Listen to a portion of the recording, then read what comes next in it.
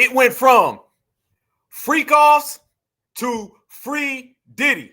And now everybody's talking about it because P. Diddy just beat the RICO case. And you're going to hear a lot of people say a lot of things about every single part of the case.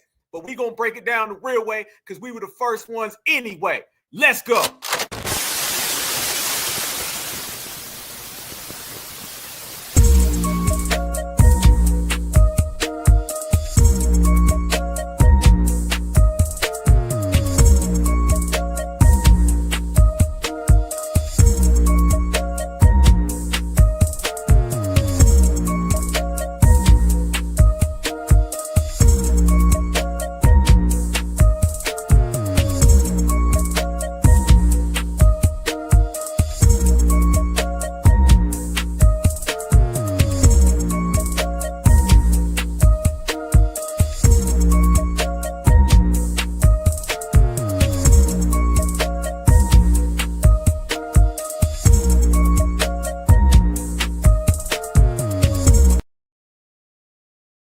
Let's go.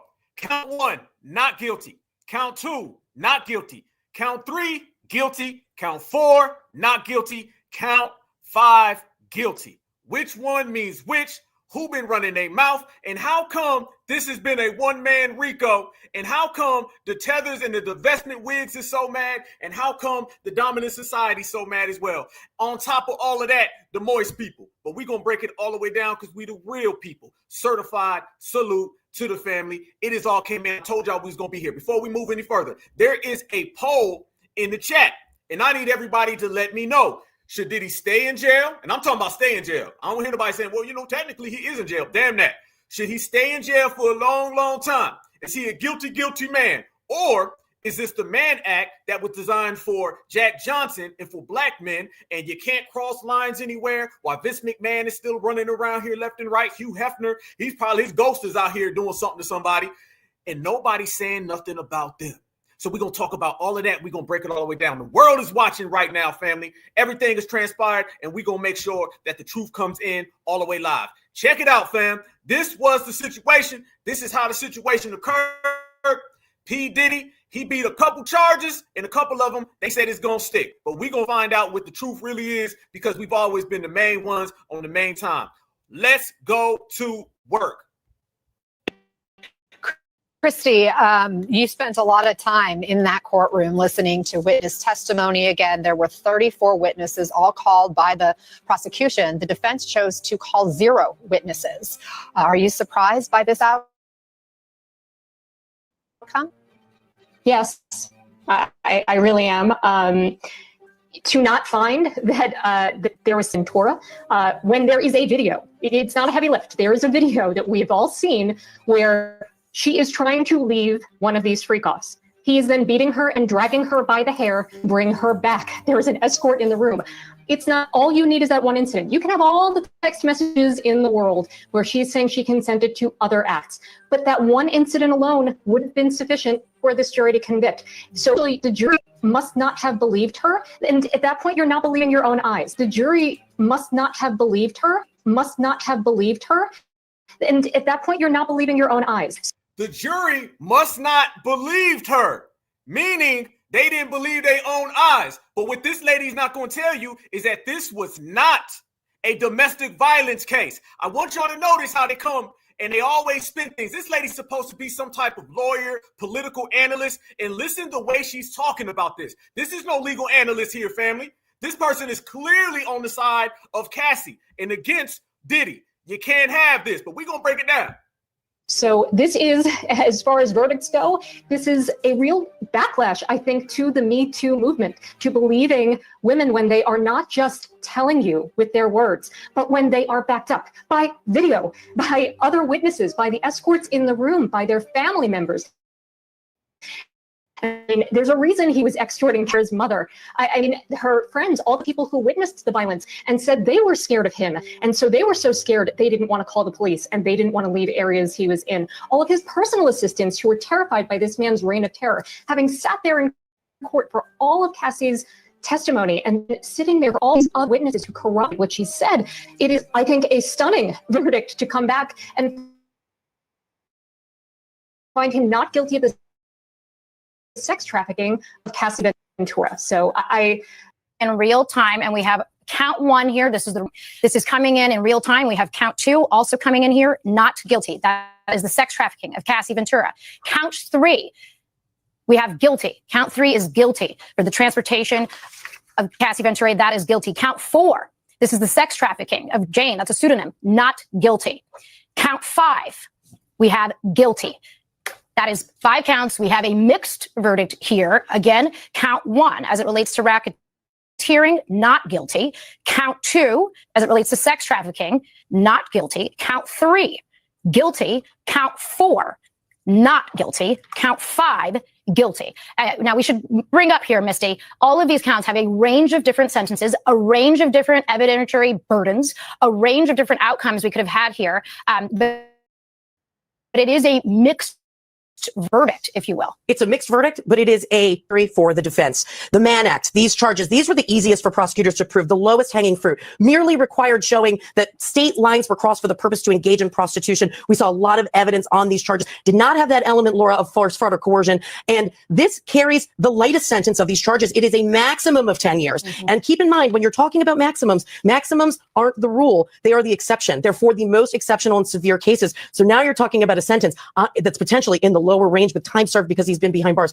The fact that these sex trafficking charges, specifically with respect to Cassie Ventura, means that the jury was convinced by the defense, at least with respect to reasonable doubt, that the commercial sex, i.e. the freak-offs, were not connected to some of this violence, that there was not that force, fraud, or coercion element. That is by far, from a penalty perspective, the most serious. Jeez, let's break it all the way down, family. Oh, we about to go there. Yes, indeed. Okay, let's get to the point, family. First off, did y'all hear the way the lady's talking about, oh my God, his reign of terror? His reign of terror? Really? Okay. Now, I don't care how you feel about the situation, but what we can say very, very clearly is that all of that talk and the reign of terror and how bad it was and evil he is, they don't have that same type of energy for Mr. Mayo Man. See, Mr. Mayo Man been running around here and he got a whole army full of women that they done things. Have y'all heard anybody say this right here about Hugh Hefner? Vince McMahon got a whole documentary out and Vince McMahon is still running around sitting on board meetings. You don't see none of that. A lot of people are looking at this situation funny style because we understand what it's like to be black in America. When you black in America, fam, they gonna always come up with this. Now, was it on some freak off stuff? Yep. Is Diddy nasty as hell? Yep. But guess who else is? Cassie. Because guess who else went along with all of this? Cassie. And it's funny how Cassie can be involved in everything, family. She's got text messages where she's literally saying she can't wait for the freak off. There's video out there and clips of her saying that she's going to harm somebody, dice them up, put them in a damn briefcase. How come she's not in this whole case? And I don't want to hear nobody saying, well, it's because she turned state. You got to turn state, family. You got to be charged to turn state. She was never charged with anything. I believe that everybody, when they first seen this, they had a scenario in their brain that they really wanted to run with. Can we talk about the scenario that they had, family? The scenario they had in their brain was evil black man who's successful, bring down everything that he created, and they seen this non-black woman that she thought she was going to get honorary white status. I'm going to keep it real. And y'all remember, as soon as it happened, the video popped off in the hotel, and everybody was saying how bad it was, how mean it was. This was never about the freak-offs. This was never about what happened, because if it was, how come none of those other people there, Ashton Kutcher, Leonardo DiCaprio, Kim Kardashian, where are they at in this situation? How come nobody sees them? I'm going to tell you why nobody sees them, because this was never about them. This was about a black man and a non-black woman that they try to prop up as some type of great individual. And we've been knowing this the whole time. This was not a RICO case. Fam, do you know that P. Diddy has more RICO charges on him than the whole KKK, than all of the W militias, than the Proud Boys, the Boogaloo Boys? They've never caught a RICO, okay? When you think RICO in modern history, you're going to think P. Diddy and you're going to think Young Thug. These are the RICO cases, fam. This was not a RICO case. I'm sorry, this is kangaroo court. No one believed it. All of the experts were saying what they're saying, and then all of the males were saying what they're saying right there, and you see it. And if you really want to go there about Cassie, which we're about to go there, let me go ahead and show y'all what Cassie was out here doing. Y'all tell me, and I'm going to let y'all be the judge. Is this an innocent woman, or is this a non-black woman who was trying to get Mayo sympathy by bringing down the brother? I'm just going to put it on the table. I'm going to put it on the line. You tell me how you feel about it. This right here was some voice messages that came out with Cassie openly threatening somebody. Yep, this is Cassie, the one everybody said we needs to help her. Tell me right here, does she sound like a willing participant or does she sound like an innocent victim? You be the judge. I will if you don't show me right now. I will you and I will hide you and I will cut you up and put you in the dirt right now. Pull it up. If you have it, pull that up. Because if not, I'm gonna you and then he's gonna you again. So just do it. Pull that up right now. You got that? Pull that up. I'm going to you. You don't understand. I don't give a. Yeah, you don't have to see it, but it's my life and I'll kill you. Yeah, no, I will if you don't show me right now. I will you and I will hide you and I will cut you up and put you in the dirt right now.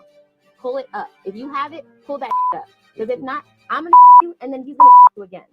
So just do it. Pull that up right now. You got that? Pull that up. I'm going to you. You don't understand. I don't give a. I've never anybody in my life, but I will. Damn!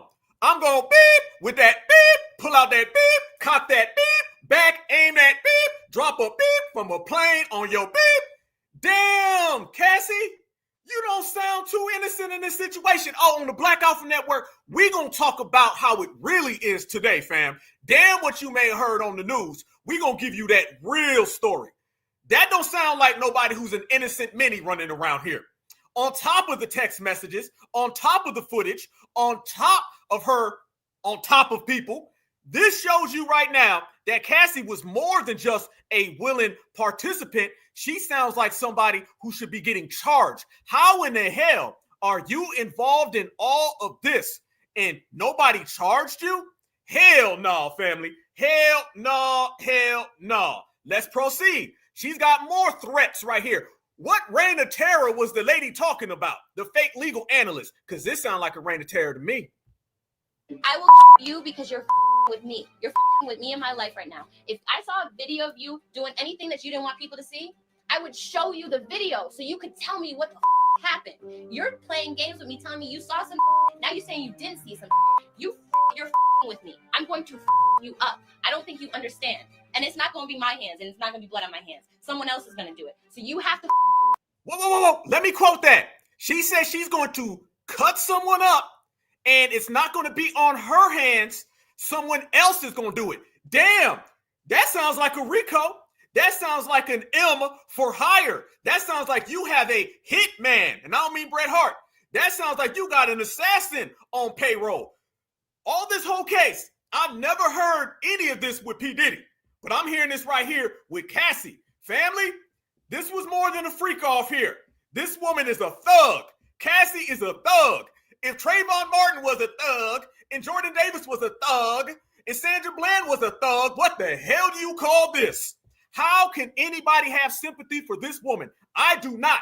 Yeah, P. Diddy knocked you down in a hotel, and you talking about slicing somebody up and putting them in a suitcase. I'll take the hotel for 50.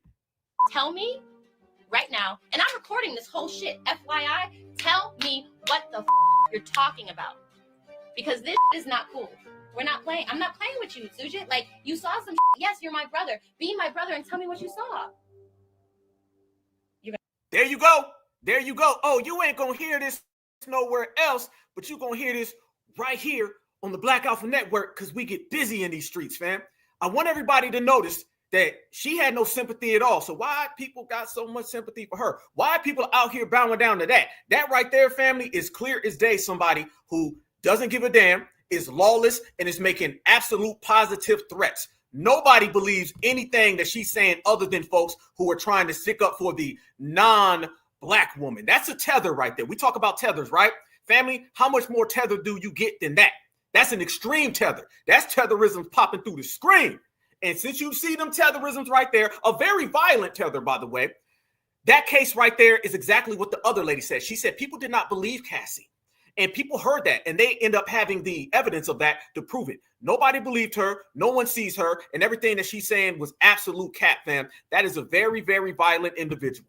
Very violent. And now let me show y'all real quick what the streets are saying, because y'all know we like to go to the streets. The streets out here sound like they don't believe Cassie neither. Check it out. Breaking news. Diddy might just walk free. He might get time served after being acquitted of the most serious charges that he had. Yo, this is wild. John Diddy Combs just got a split verdict. The federal jury in Manhattan found him not guilty on 2 of his biggest charges. I mean, these are the ones that they wanted to stick. Racketeering conspiracy, not guilty. Trafficking, not guilty. Involving Cassie and the other accusers, not guilty. But here's the kicker. He was found guilty on 2 of the lesser charges. Transporting individuals, also the PROS charge. The PROS charge via the MANN Act. Sources say that those charges carry up to 20 years still. Here's the twist. He's already been in custody for months, and his defense is saying that they want him released. They're pushing for time served bail, suggesting that he can be released immediately before sentencing. Now think about it. Raids on his home, 34 witnesses, over 29 days. Public testimony from Cassie. Now the most serious charges he was found not guilty on. I mean, them charges didn't even stick. Charges that could have held him in forever didn't stick. I'm not a lawyer, but the verdict is in. Here we go. Count 1, which is the racketeering conspiracy charge, not guilty. Count 2, which is trafficking Cassie, not guilty. Count 3, which is transportation to engage in institution for Cassie, guilty. Count 4, which is trafficking Jay, not guilty. And then count 5, which is transportation to engage in institution for Jane, guilty. So out of 5, he's guilty on 2 counts. They each are a maximum of 10 years. So he's currently facing a maximum of 20 years, but that's again the maximum. He can do less time. Freeze. I see, fam, that we got some Cassie Ventura fans in the chat today. Cassie done got all 3 of her fans in the chat. I be D-Zam. Ain't it crazy? Very crazy. But family, we're going to sit here and we're going to get to the real facts.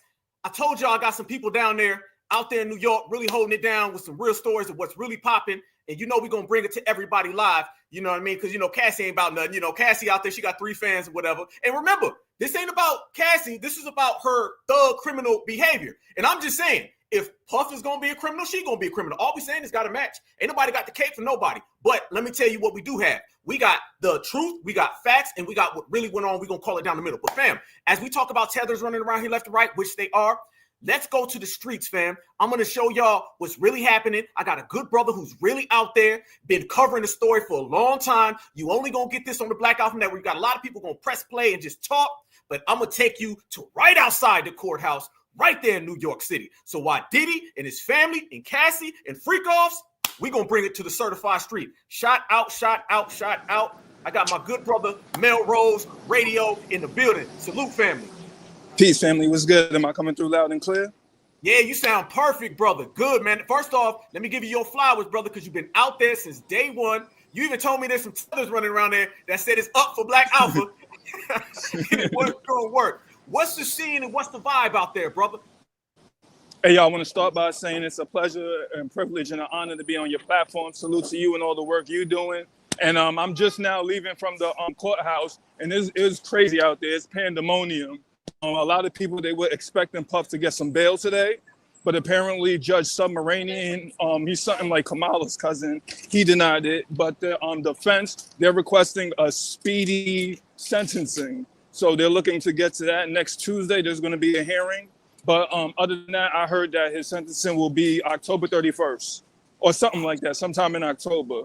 But right now, it's been crazy out there, not only today, but for the past 5 weeks. I started attending the trial around week 3. Brother, okay, so you've been there the whole time. What is the Black American presence out there? Because me and you have been talking for a minute. You said it's Tether-palooza, and a lot of those people that have been out there really been on tether time. Yo, I can't call it. I've been out there. Salute to Sean G. YouTube is Sean G. The podcast with Soul. He's been out there. He's FBA. Armand Wiggins. He's I believe he's FBA if I'm not mistaken. From what I understand, he also lives in California. He may be FBA. He's been one of the MVPs, I'll say, covering this trial. He's been more so along the side that Diddy's guilty, that Puffy's guilty. But for the most part, he's been objective in his reporting. But Armand's been holding it down. Shout out to Infamous Sylvia.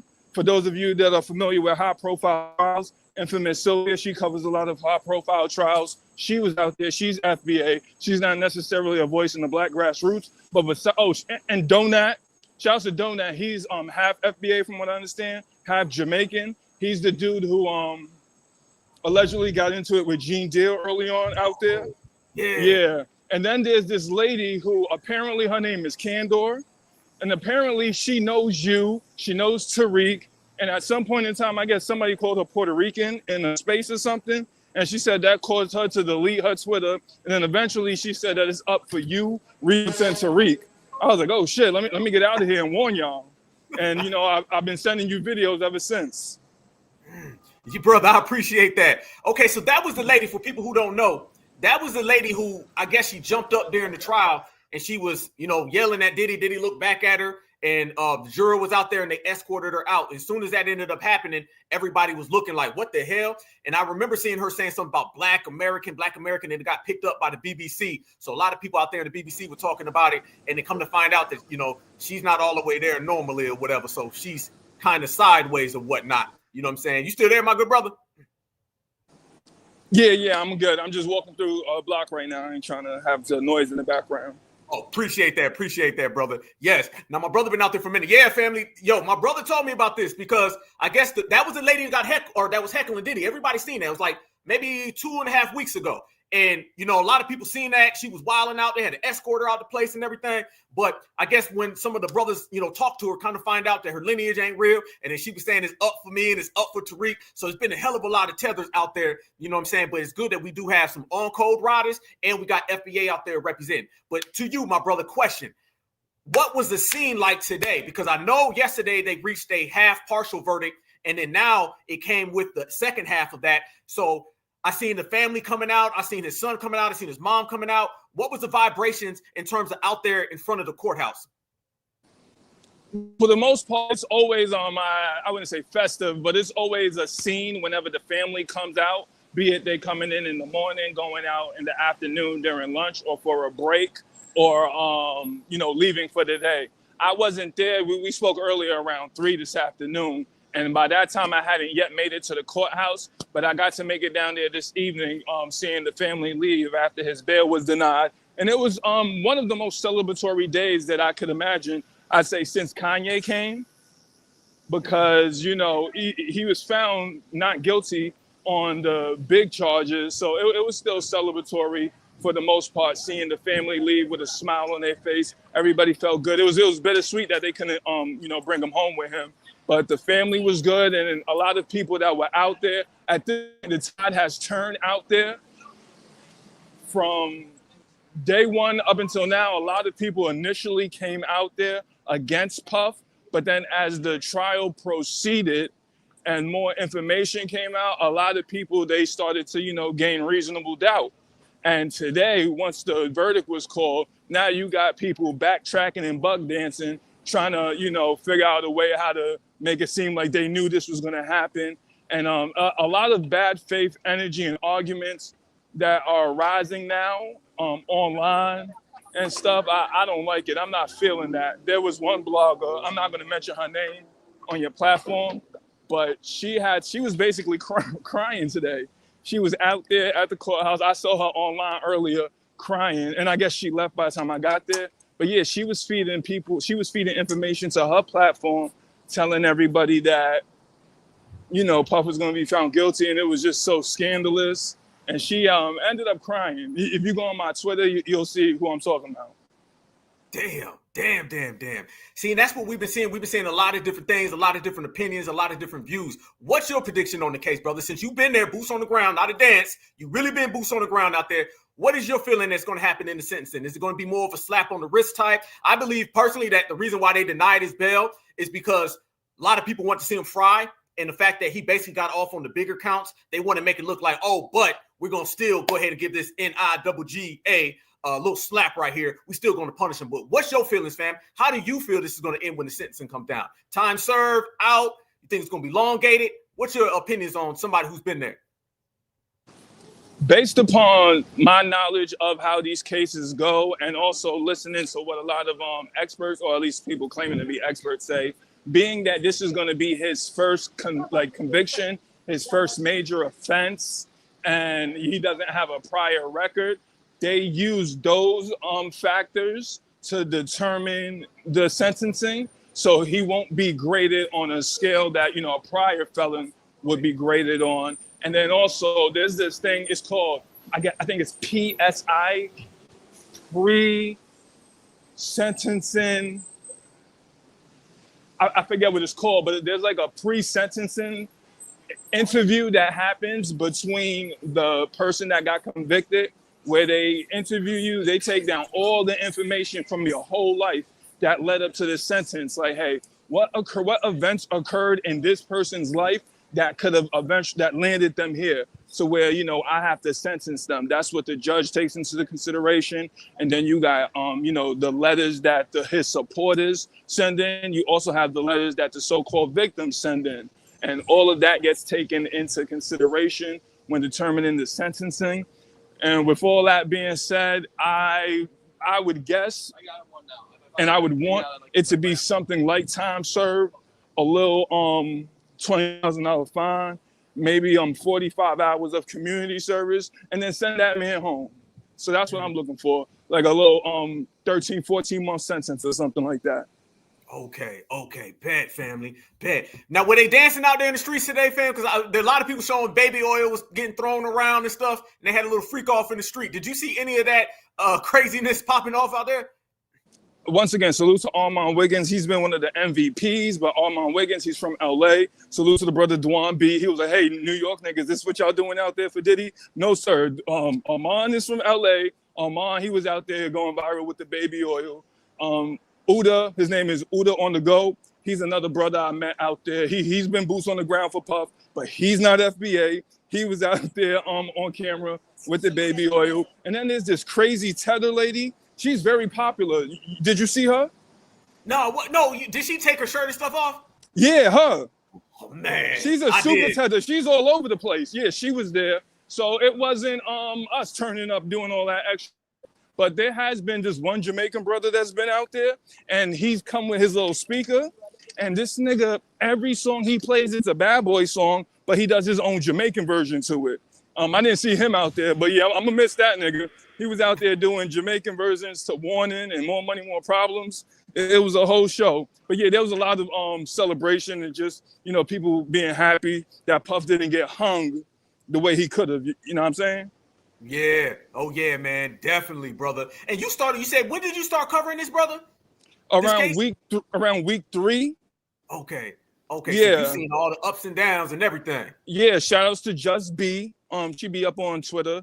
She hit me up. She was like, hey, are you going to cover the Puff trial? And I was like, nah, because, you know, enough people were doing a good job covering it. And then after you posted that video, I said, hey, by that point, I had already been down there about 2 times. And then after you posted it, that was my 3rd time going down there.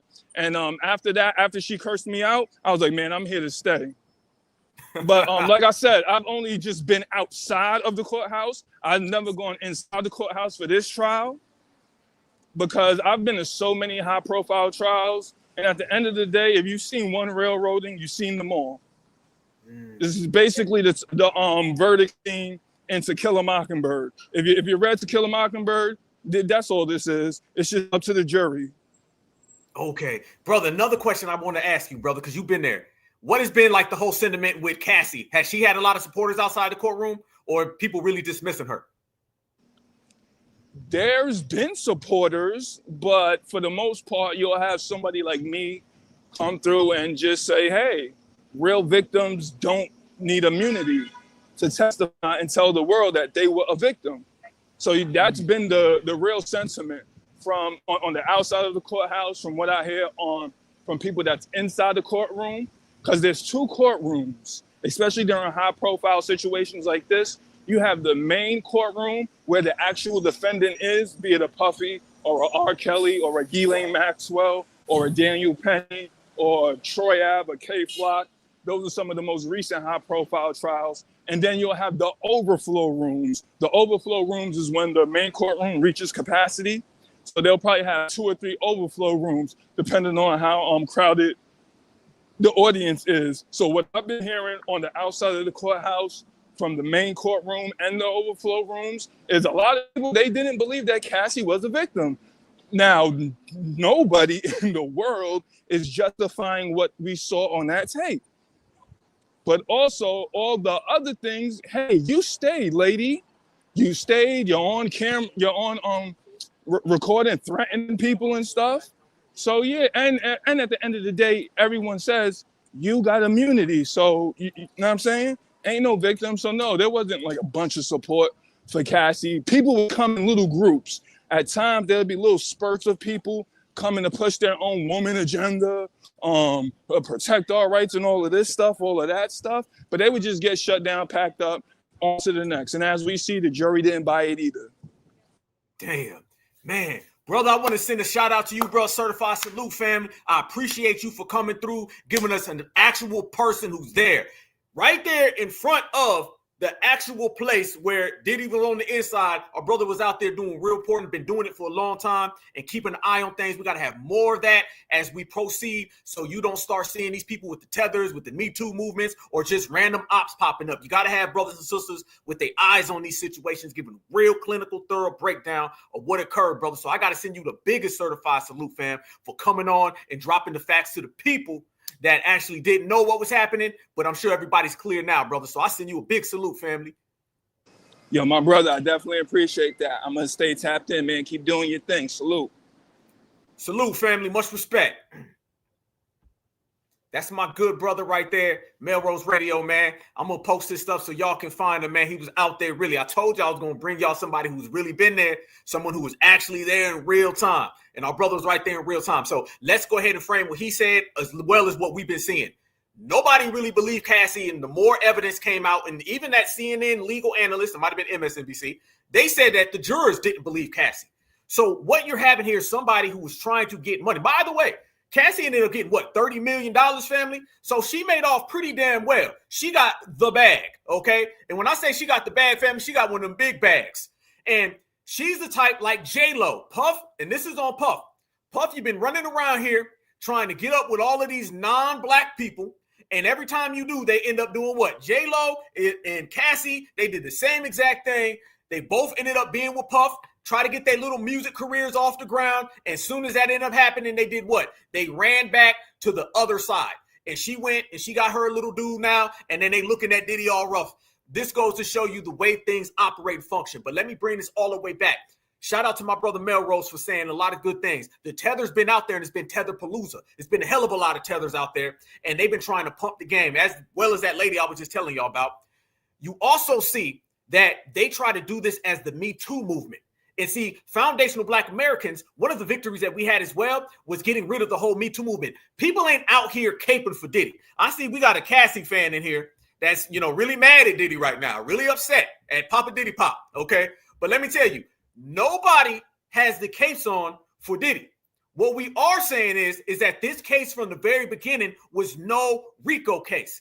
And you got to understand, Black people, Black Americans, we have to watch what goes on with celebrities because we're the only people that they use celebrities as a proxy to damn our whole community. You got to remember that. So if a W does something wrong, the whole W community won't be indicted based on one celebrity. If a Hispanic does something wrong, their whole community won't be indicted based on that one celebrity. Black Americans, man, let me tell you something. If one celebrity does something wrong, they're going to blame all of us. And we're the only people who get tried for things that didn't even occur. So if this was a domestic violence case, Diddy should be guilty. Lock him up. The fact is, it wasn't a domestic violence case. This was a RICO charge on trafficking and racketeering and all that. And then we got a hard time looking at racketeering and we saying, well, how come the KKK ain't got one? Well, they telling you we're going to be here on this day. We're going to snatch up this many Black folks and been doing it since the 1930s. Okay, but ain't none of that. And then you see the way that they try to run this game on us. Look at this right here, fam. How in the hell did they miss this? Somebody tell me right here. How you miss this? Cassie told Diddy, I'm always ready to freak off in text messages shown in court. Prosecutors are alleging she was forced to attend the freak off. Diddy's lawyers disagree. Diddy's lawyers ain't disagreeing. The facts are disagreeing. See, that's what people got a problem with this whole case, fam. This isn't about what Diddy's saying. This is what Cassie's saying. Text messages, footage. I just showed you a voicemail, hidden recordings, Everything that you see with this woman shows you that she has been a willing participant, if not even somebody who was the culprit behind a lot of this. This was pay to play. And the fact that they try to use this and just say, oh, the black man did it, and a hell of a lot of people don't want to let that go. They don't want to let it go. They want to say, oh, it's the black man, the black man. How about the black man? Let's get him. This has nothing to do with just, saying it's justice and everything's fair. Family, this has everything to do with these people saying, we're going to go ahead and use Diddy as a proxy, and we're going to go ahead and bring down black folks tomorrow. That's why I tempered everybody. Chill off with the freak off stuff. Freak off was going to end up being used as a term basically to lock black people up. You had to be careful because everybody started making jokes and they was talking about baby oil and all that stuff was funny in the beginning, right? Baby oil and all that. I said, y'all be careful because baby oil is going to turn around and freak offs. That's going to be used as terminology to lock black men up. They're not going to be using those terms on everybody else. People don't believe me. How about this one? How about this one, fam? How about Chris Brown? Can I bring it all the way into people?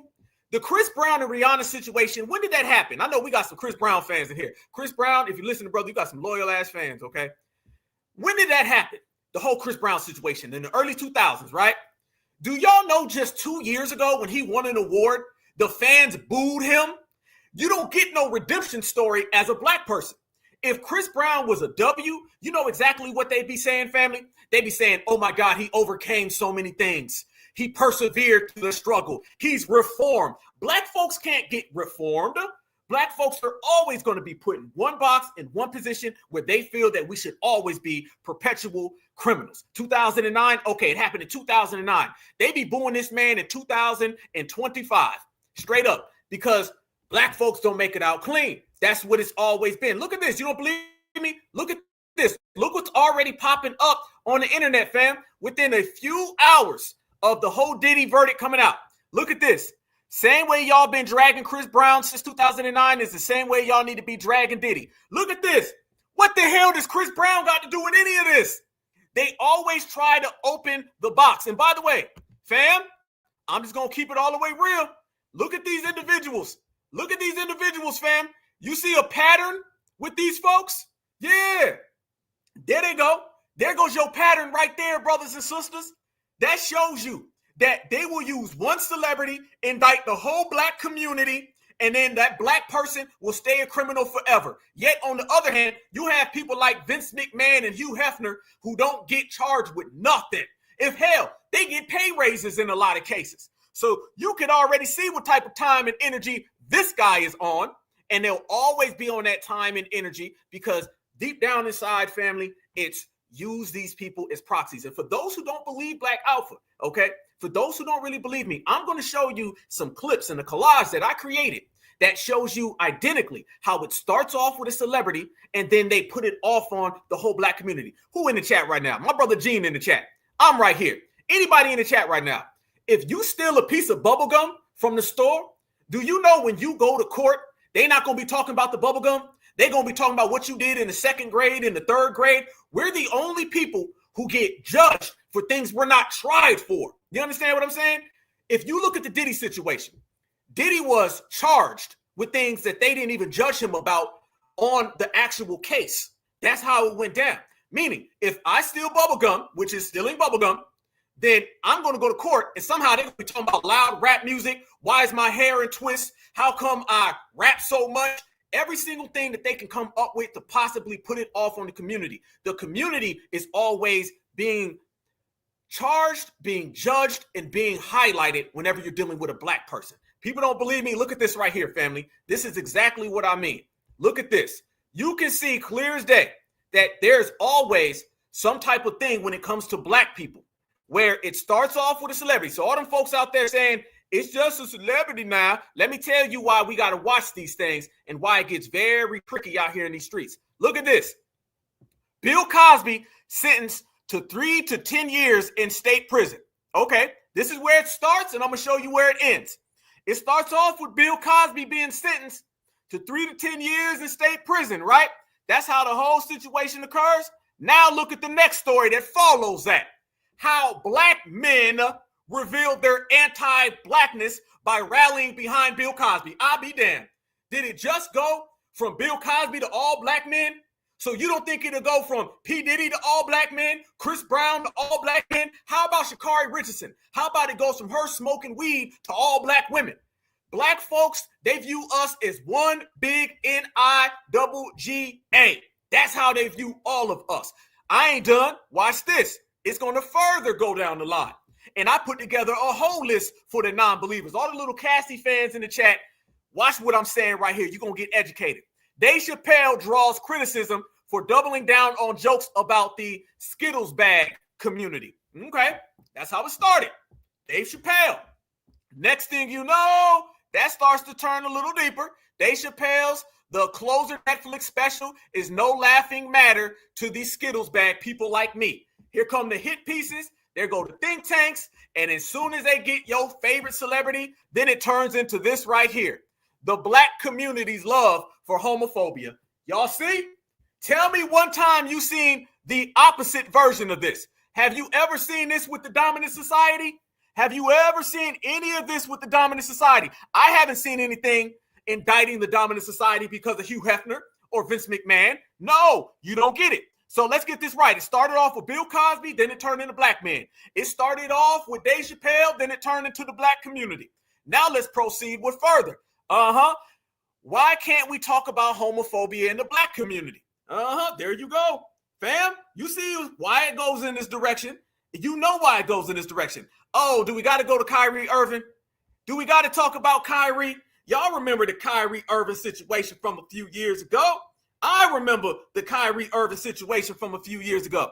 NBA's Kyrie Irving suspended for anti-S social media post apologizes. Okay. Starts off with that right there. Nice and simple. Easy. Now let's see where it goes to after that. It turns into African Americans' hypocrisy, the cancel culture of anti-S in the black community. I'll be damned, family. You see how quick that turned? You see how fast that turned right there?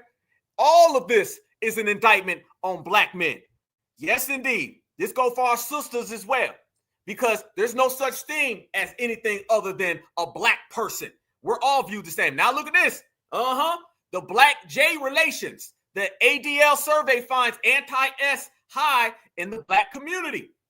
Y'all see where we're heading with this? There you go. Now look, let's get to P. Diddy. Breaking news. Sean Diddy Combs seen on video assaulting Cassie Ventura in 2016. Okay. All right. Whoa, wait a minute. Black men like Diddy need to be banished. Damn, that turned real quick, didn't it? How about this one? They put in many of black men where putting black men like Diddy on a pedestal. This person can't even write. Y'all see that flag, by the way. Someone from the Congo. The Congo talking that talk. Damn, let's proceed. What else they got to say? They got more? Hell yeah. Look how quick it turns into black men. There's another one. I hope all you stupid ASS holes stop thinking there's some big conspiracy to take successful black men down now because they do that all by themselves. Diddy is an effing loser. Damn. I ain't done, y'all. Check this one out. Diddy will be back in 5 years. 10 tops. Hip-hop and black men will let this cool off and welcome him back. Look at beloved convicted R and proud woman beater Mike Tyson. What the hell Mike Tyson got to do with this? They done brought in Iron Mike Tyson. Tyson ain't got nothing to do with any of this. And somehow they done pulled Tyson into the fray. So it went from Bill Cosby to black men. Dave Chappelle to black men. Kyrie Irving to black men. P. Diddy to black men exclusively. Mike Tyson, who if anybody is a redemption story, it's Mike. But they don't care about redemption stories because if you're black, you can't be redeemed. You see what I mean? Look at this one. Now this Diddy video came out. We all need to hold all of the black men and women. No. Let's run that back. Let me catch that again. Look at this, fam. Now that the Diddy video came out, we need to hold all of the black men and women in our community accountable for still putting him on the pedestal. Now they threw the sisters in there. You see what we saying, fam? They done threw the sisters in there. Because in the system of supremacy, there's no such thing as a black child. All black children are black adults. There's no such thing as a black woman. All black women are considered black men, and all black men are considered targets, and all of us are considered one big Negro. So anybody thinking other than that, you don't know the system like we know the system. Proceed. It goes even deeper. Sean Diddy Combs is making us black men look bad. Damn. Here we go, fam. You see what I'm talking about. Will black media finally chastise Diddy for his sinister ways? There you go. Even further. Black men are the most evilest and dangerous men on the planet. And Diddy just proved that I see what black females be talking about. This right here shows you, family. Laughing out loud. The black man be the devil. Look at this. You see, and fam, I can go all the way down the list. Look at that right there. More. They start talking about Dr. Dre. Back in the day. Look at this. They start talking about D Barnes and Dr. Dre. These cases ain't got nothing to do with anything. When this first occurred, you see blacks. I put this together when the video first dropped. Blacks was trending because so many people were going to the internet and talking about black men. Look who else was trending, everybody. Sean Diddy Combs, Bill Cosby, Allen Iverson, and Mike Tyson. Look at all of those. You see what I'm talking about, brothers and sisters? You see what I mean, brothers and sisters? You see why we call these people out? That right there is the reason being. So all them people running around here saying things like, well, you know, that's just how it is. And black folks, y'all out here just sticking up for a black person. No, we ain't doing that. But what we're doing is highlighting the way that the system works and the unjust behavior. See, there's this thing that when black people call out the injustice of the system, they always make it look like we're sticking up or we're biased. No. We're just highlighting the system and the unjust system that they've always perpetuated upon us. That's what we've been doing. But you already know how it's going to turn and how it's going to go back. I just put it on the table. You ain't going to get no receipts like that nowhere else, fam, because we know exactly what is happening. So if we sit there and say, well, hey, wait. This ain't no RICO case. This is a domestic violence case. And people say, oh, you just sticking up for him. No, we're just calling out the unjust system. If we say Bill Cosby had 1 billion females come out after all of them got sketchy backgrounds, they say, oh, you just sticking up for them. No, it's unjust. And typically when we say these things, the media ends up coming back and admitting what we said was absolutely what it was. You want to talk about that, fam? We could talk about Chris Brown. We could talk about P. Diddy. But let me highlight something else as well. They're going to always bring it back to hip hop music. I'm telling you right now, everybody in the chat, I don't care who you are. Tethers may not get this. Every black American is going to be judged based on hip hop culture. That is what it is. How many of you guys remember when Tupac Shakur caught his case back in 1993-94? There's a very famous interview where Tupac is coming out of the courtroom and they start saying, Tupac, how's the case going? Tupac, how's the case going? And Tupac said, this case ain't even about me no more. This is about loud rap music. This is about thug life. This is about bad black people. It's never about the case. If you're black, you will be judged for things you're not charged with. You charge me for stealing bubblegum and somehow you judge me based on rap music. If a black person robs a store right now in Chicago, all of us will go to the courtroom and they'll put that on us. If someone from the dominant society goes and harms a bunch of elders in the church, they'll go get them Burger King. You see what we're talking about? That's the difference between the two. So all of them are always going to use hip hop music as some type of catalyst. Fam, look at this video right here. This woman comes out and says, if you don't like the verdict, then you need to boycott hip hop. I ain't lying. You can't make this up, family, but it's true. Now they're saying that Diddy's case is a product of hip hop music, fam, and we should all boycott rap. Watch this. If you are truly angry about the P. Diddy verdict that just came in about 8 minutes ago, let me tell you how you can take your power back. Stop listening to hip hop. Do not go to places where there is a lot of drinking and rap music being played. That means clubs, that means bars. If you do listen to hip hop, let it be at family reunions and places where there are people there that you truly, deeply care about.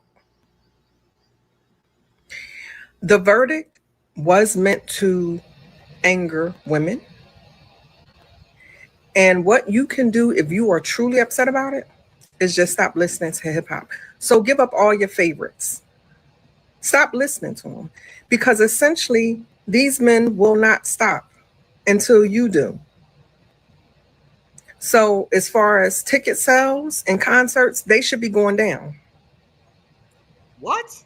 As far as, like I say, buying new music albums that are streaming on services, you shouldn't be doing it.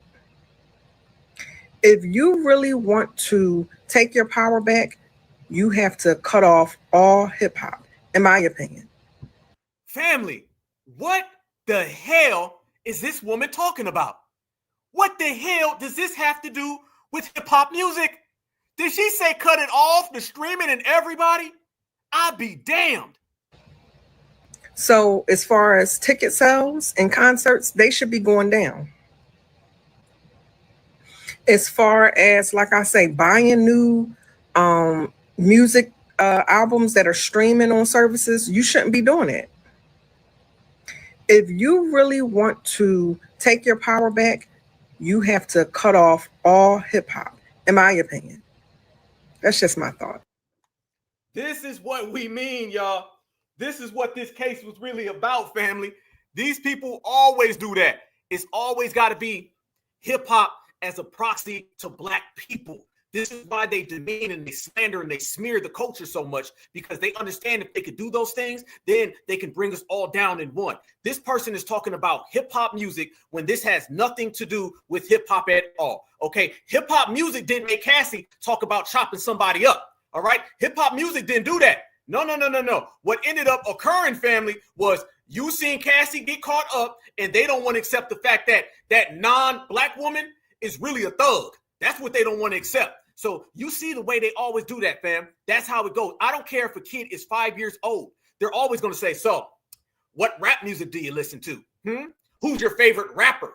Somehow Chris Brown has been drug into this. Go look at social media. They already talking about Chris Brown right now, saying, how can Diddy get away? Oh, because guess what? So did Chris Brown. So did Mike Tyson. Things that ain't got nothing to do with nobody. They're going to always try to put off on black Americans, fam. And nobody else does this. If you seen all of them Julios out there and all of them Elderaguas out there, have you seen anybody put all of that on George Lopez? No, the hell you don't. You ain't seen what happened with Hugh Hefner and none of them. They don't put all that on them. How come everybody always dumps this on black folks? It's the OBN, the one big Negro.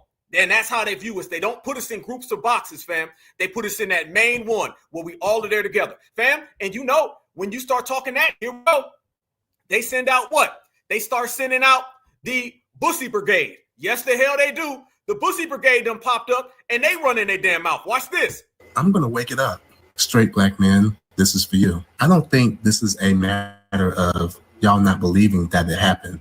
I think y'all knew that Diddy did what he did. I don't think y'all had any doubts. Y'all just didn't care. The only thing y'all cared about was him being gay. What? A lot of y'all are okay with propping up the monster as long as that monster isn't gay. The ability for a lot of y'all to believe black women is really kicking y'all in the ass. Dude, you think you're a black woman. Fam, I'm so tired of these dudes who think they're black women trying to talk on behalf of black women. Just because you want to be a woman does not mean that you can speak on behalf of women. Look at all of the same usual suspects, y'all. You seen the feminist movement. You seen the W's coming out. You see them complaining. They send out the Starburst and the Skittles bag and the fruit by the foot and the fruit roll up. Every last one of these people are the same exact ones. It's got to be hip hop music. It's got to be grandma. It's got to be jazz. Every single thing that they do now, they've always done. As they try that game with us today, they were using that same game. And notice this right here, family. Notice how he starts to babble. It doesn't make no sense. Y'all had any doubts. Y'all just didn't care. The only thing y'all cared about was him being gay.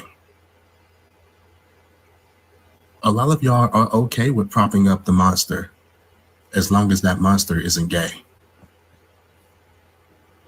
The ability for a lot of y'all to believe black women is really kicking y'all in the ass. Nobody asked you, homeboy. Nobody asked you at all. Keep all of that to your goddamn self. How about that one? How about you keep that to yourself? You see what I'm saying, no family? You know exactly what I'm talking about. This is how they do it. This is how they roll. You've already seen the wheels rolling. So when foundational Black Americans, we see an injustice and an unfair balance in the justice system, by the way, which is a justice system that's always came down on us, slanted, we call it out. We call it out. We put it on the line. We let everybody know. And every time we do that, these people always got something to say. They're always mad. They're always upset. Well, you just going to have to be mad and you just going to have to be upset because it is what it is. And what it is that these people know that that case was a farce. That was not a case. They blew the case. And one thing that you can all say right now, family, think about it. As we say, Black people have had more RICOs on us than any of the supremacist groups. That's 2 RICO cases. Young Thug, he beat his RICO case. Diddy beat his RICO case. And if I'm not mistaken, it's the same lawyer. So you know these RICO charges are a farce. You know these RICO charges are a sham because they keep getting defeated. They keep getting defeated. They always use these things and nobody ever falls for it again. Nobody ever does. So you can see easily, y'all, that they send them out. And since I say they send them out, you're talking about the same people, the Me Too movement, the Skittles bag, the Starburst, the feminists, the liberals, and you know they got to send out the damn tethers. Fam, do you know the tethers done popped up? And a lot of those Black who ain't even here in America, they're running their mouth now about Diddy as well. Yes, indeed. And this one in particular is running her mouth sideways because it looks like that's how she talks. Look at this right here, family. This is another tether, and you're going to hear by the accent, and they're out there talking about Black men in the community. Tethers, Skittles bags, liberals, and the same old ops. Can we take a second to think about the victims who put themselves in danger by coming forward, blew up their lives by coming forward to testify against Diddy to only be let down by this verdict? Can we take a second for them? I'm sure you've seen the verdict by now. I'm not going to go into it. My focus is on the women and the victims, men as well, who've come forward, who have been let down, who will be feeling incredibly let down by this decision that's been made by the jury. Sentencing hasn't happened yet. Sentencing will happen, I think, in a few days' time. I'm thinking the 4th.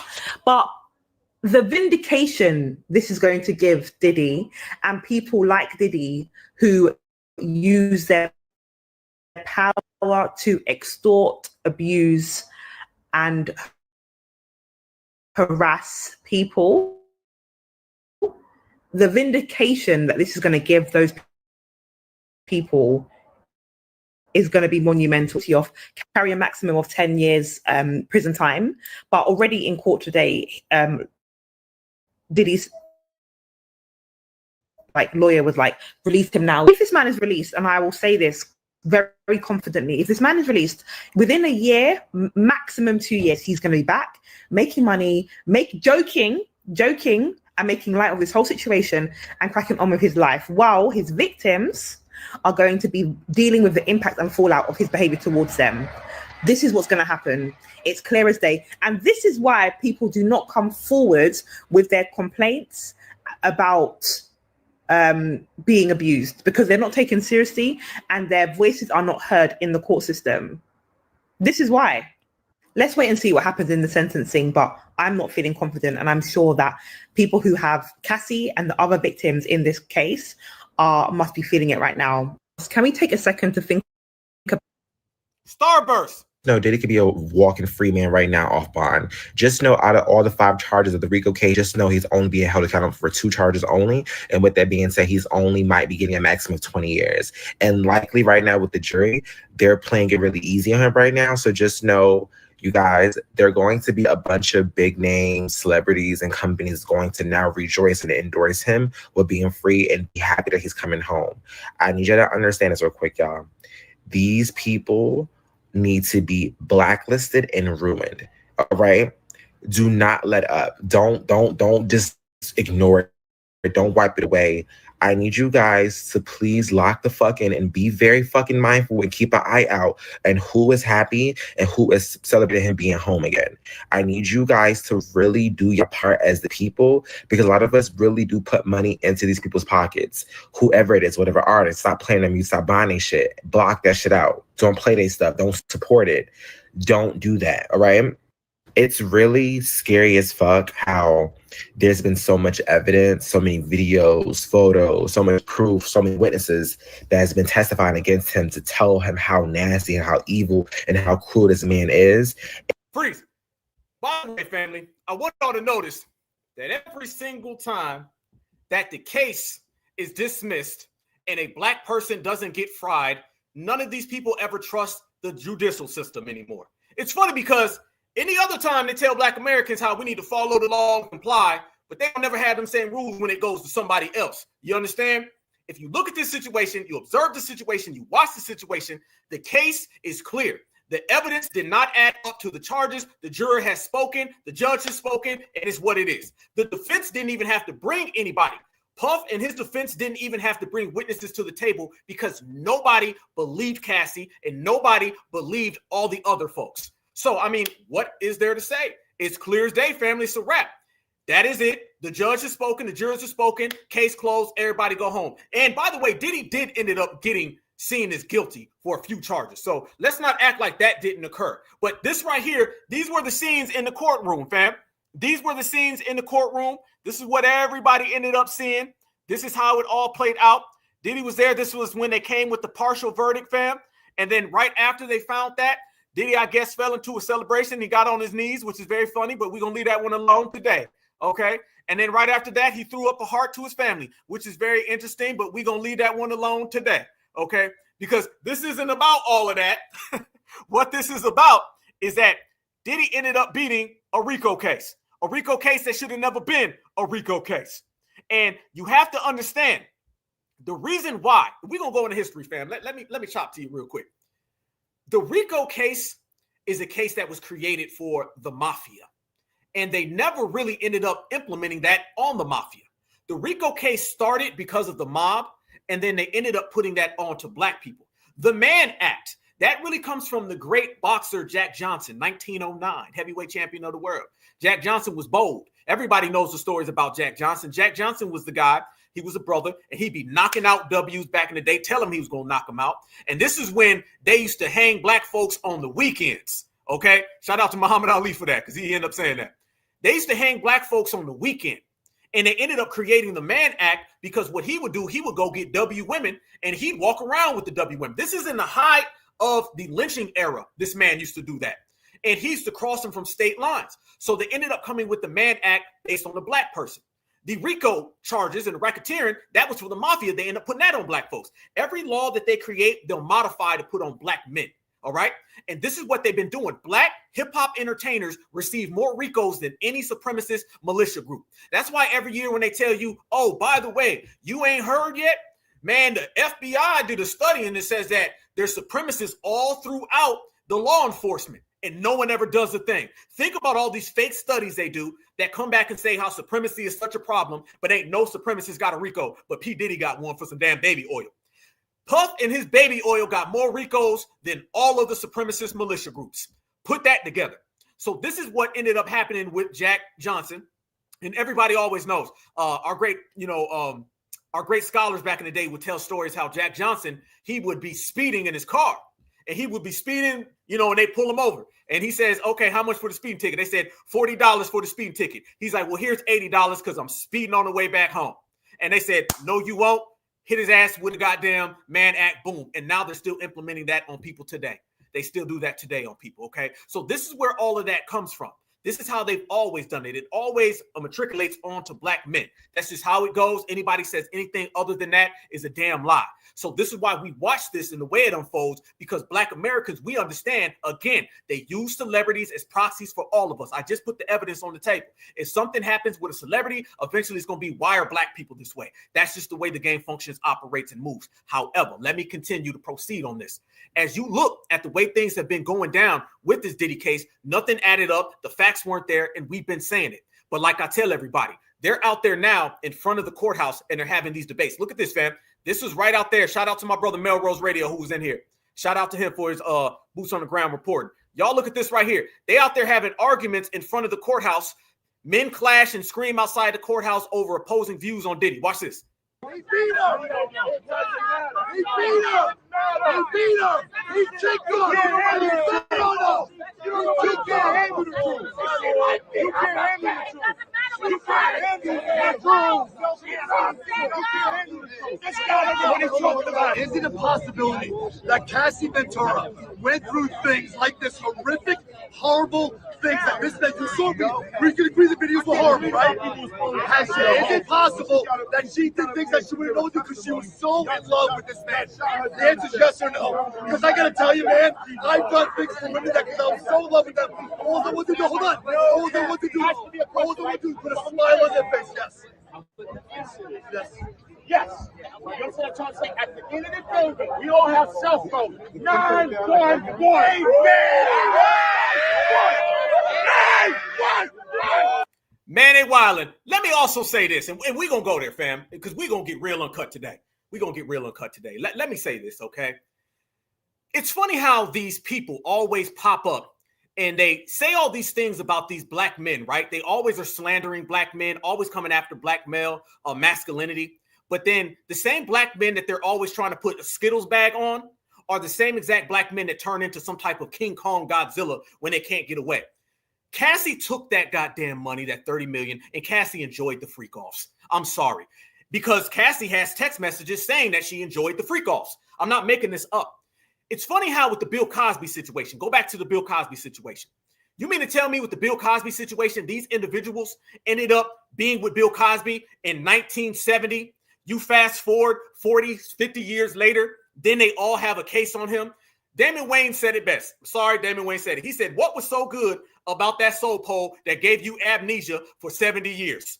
Somebody tell me how you get amnesia for 70 years. Oh, yeah, by the way, he did do this to me way back in 1960. By the way, you went to a married man's hotel room.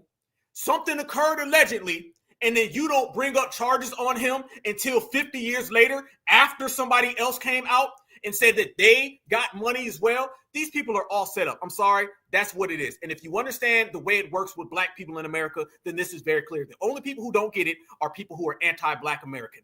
That's it. I don't want to hear anybody say anything else. That's how it always is. Do not tell me that Bill Cosby situation was true. And then, by the way, a lot of people don't understand. They lied to Bill Cosby, and the prosecutor bent the rules to get Bill Cosby to go to jail. Yes, the hell they did.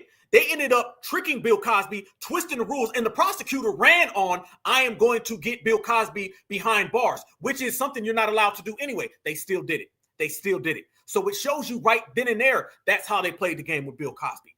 And we didn't believe that then. One thing about foundational black American men and foundational black American sisters, we are on code and we see somebody who's lying.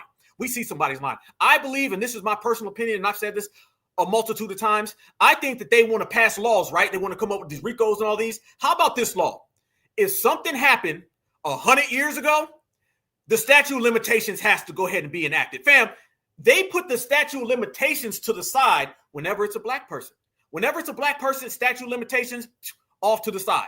Something can happen way a long time ago, and they'll say, well, let's get them today. I mean, it happened in 1909. Well, you know, it is what it is. You see what I'm saying? I don't believe any of those people. And remember, a lot of folks are out there saying, well, remember Fat Joe? By the way, Fat Joe, did your RICO case get canceled? Oh, no, it didn't? Okay, cool. Good luck with that one, Joe.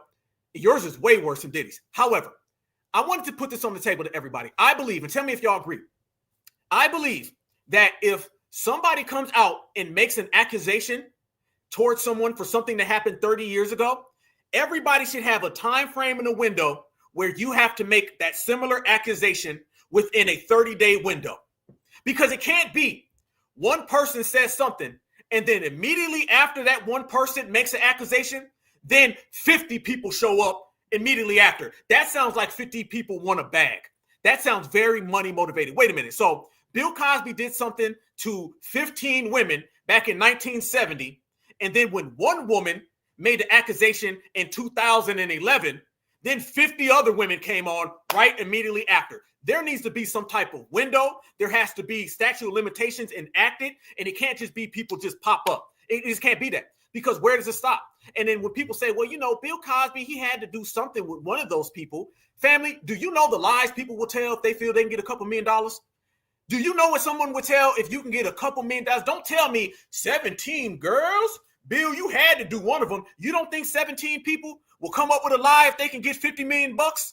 If you tell people right now, you can get $1 million for telling a lie on somebody, about 170 people going to walk through your door and say, he touched me back in 1980.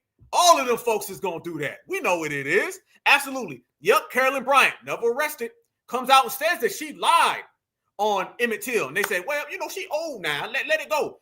You see what I'm talking about, family? This is how they do it. We, as Black Americans, got to stay on all this. It ain't about caping for no goddamn body. To make it quite frank, I could care less what's going on with Diddy. But what I do know is that they put this RICO charge on Diddy. We all going to wake up tomorrow, Chris Brown going to be in jail. And then next thing you know, Usher going to be in jail. They're going to bring Tupac back and arrest him again. All of us is going to jail. Like our sister said earlier, we're all on trial because they see us as just one big black person. That's how they always view us. So I believe, family, that it has to be a law enacted that quite frankly says if one person makes an accusation after 60 years, if you got the same accusation, you better hurry up and say it, because it can't be Mrs. Karen says that Bill Cosby did something to me, and then 100 different women that didn't say nothing for 50 years, out of nowhere, their amnesia goes away and they said, oh, me too. That sounds like money. That sounds like a bag. That sounds like you want some paper. So you're trying to do anything to get it. And when you start talking about that, family, let me show y'all people who've been out there completely trying to get the bag. Fam, you know these people are going to pop up and they're going to be trying to milk this situation. Let me show you how. You got people out there that soon as his family ended up leaving the courthouse, you started seeing this type of shenanigan.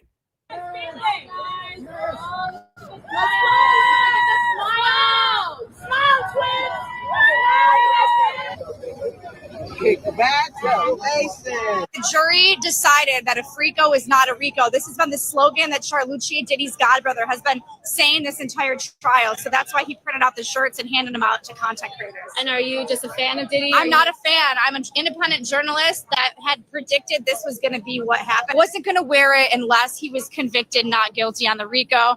So I brought it just in case. You're actually not allowed to wear this in the courtroom. Everyone tried yesterday and got rejected because it's a protest. I'm wearing this shirt because this is my cultural moment. I don't know. I'm probably going to get canceled. Count 1, not guilty.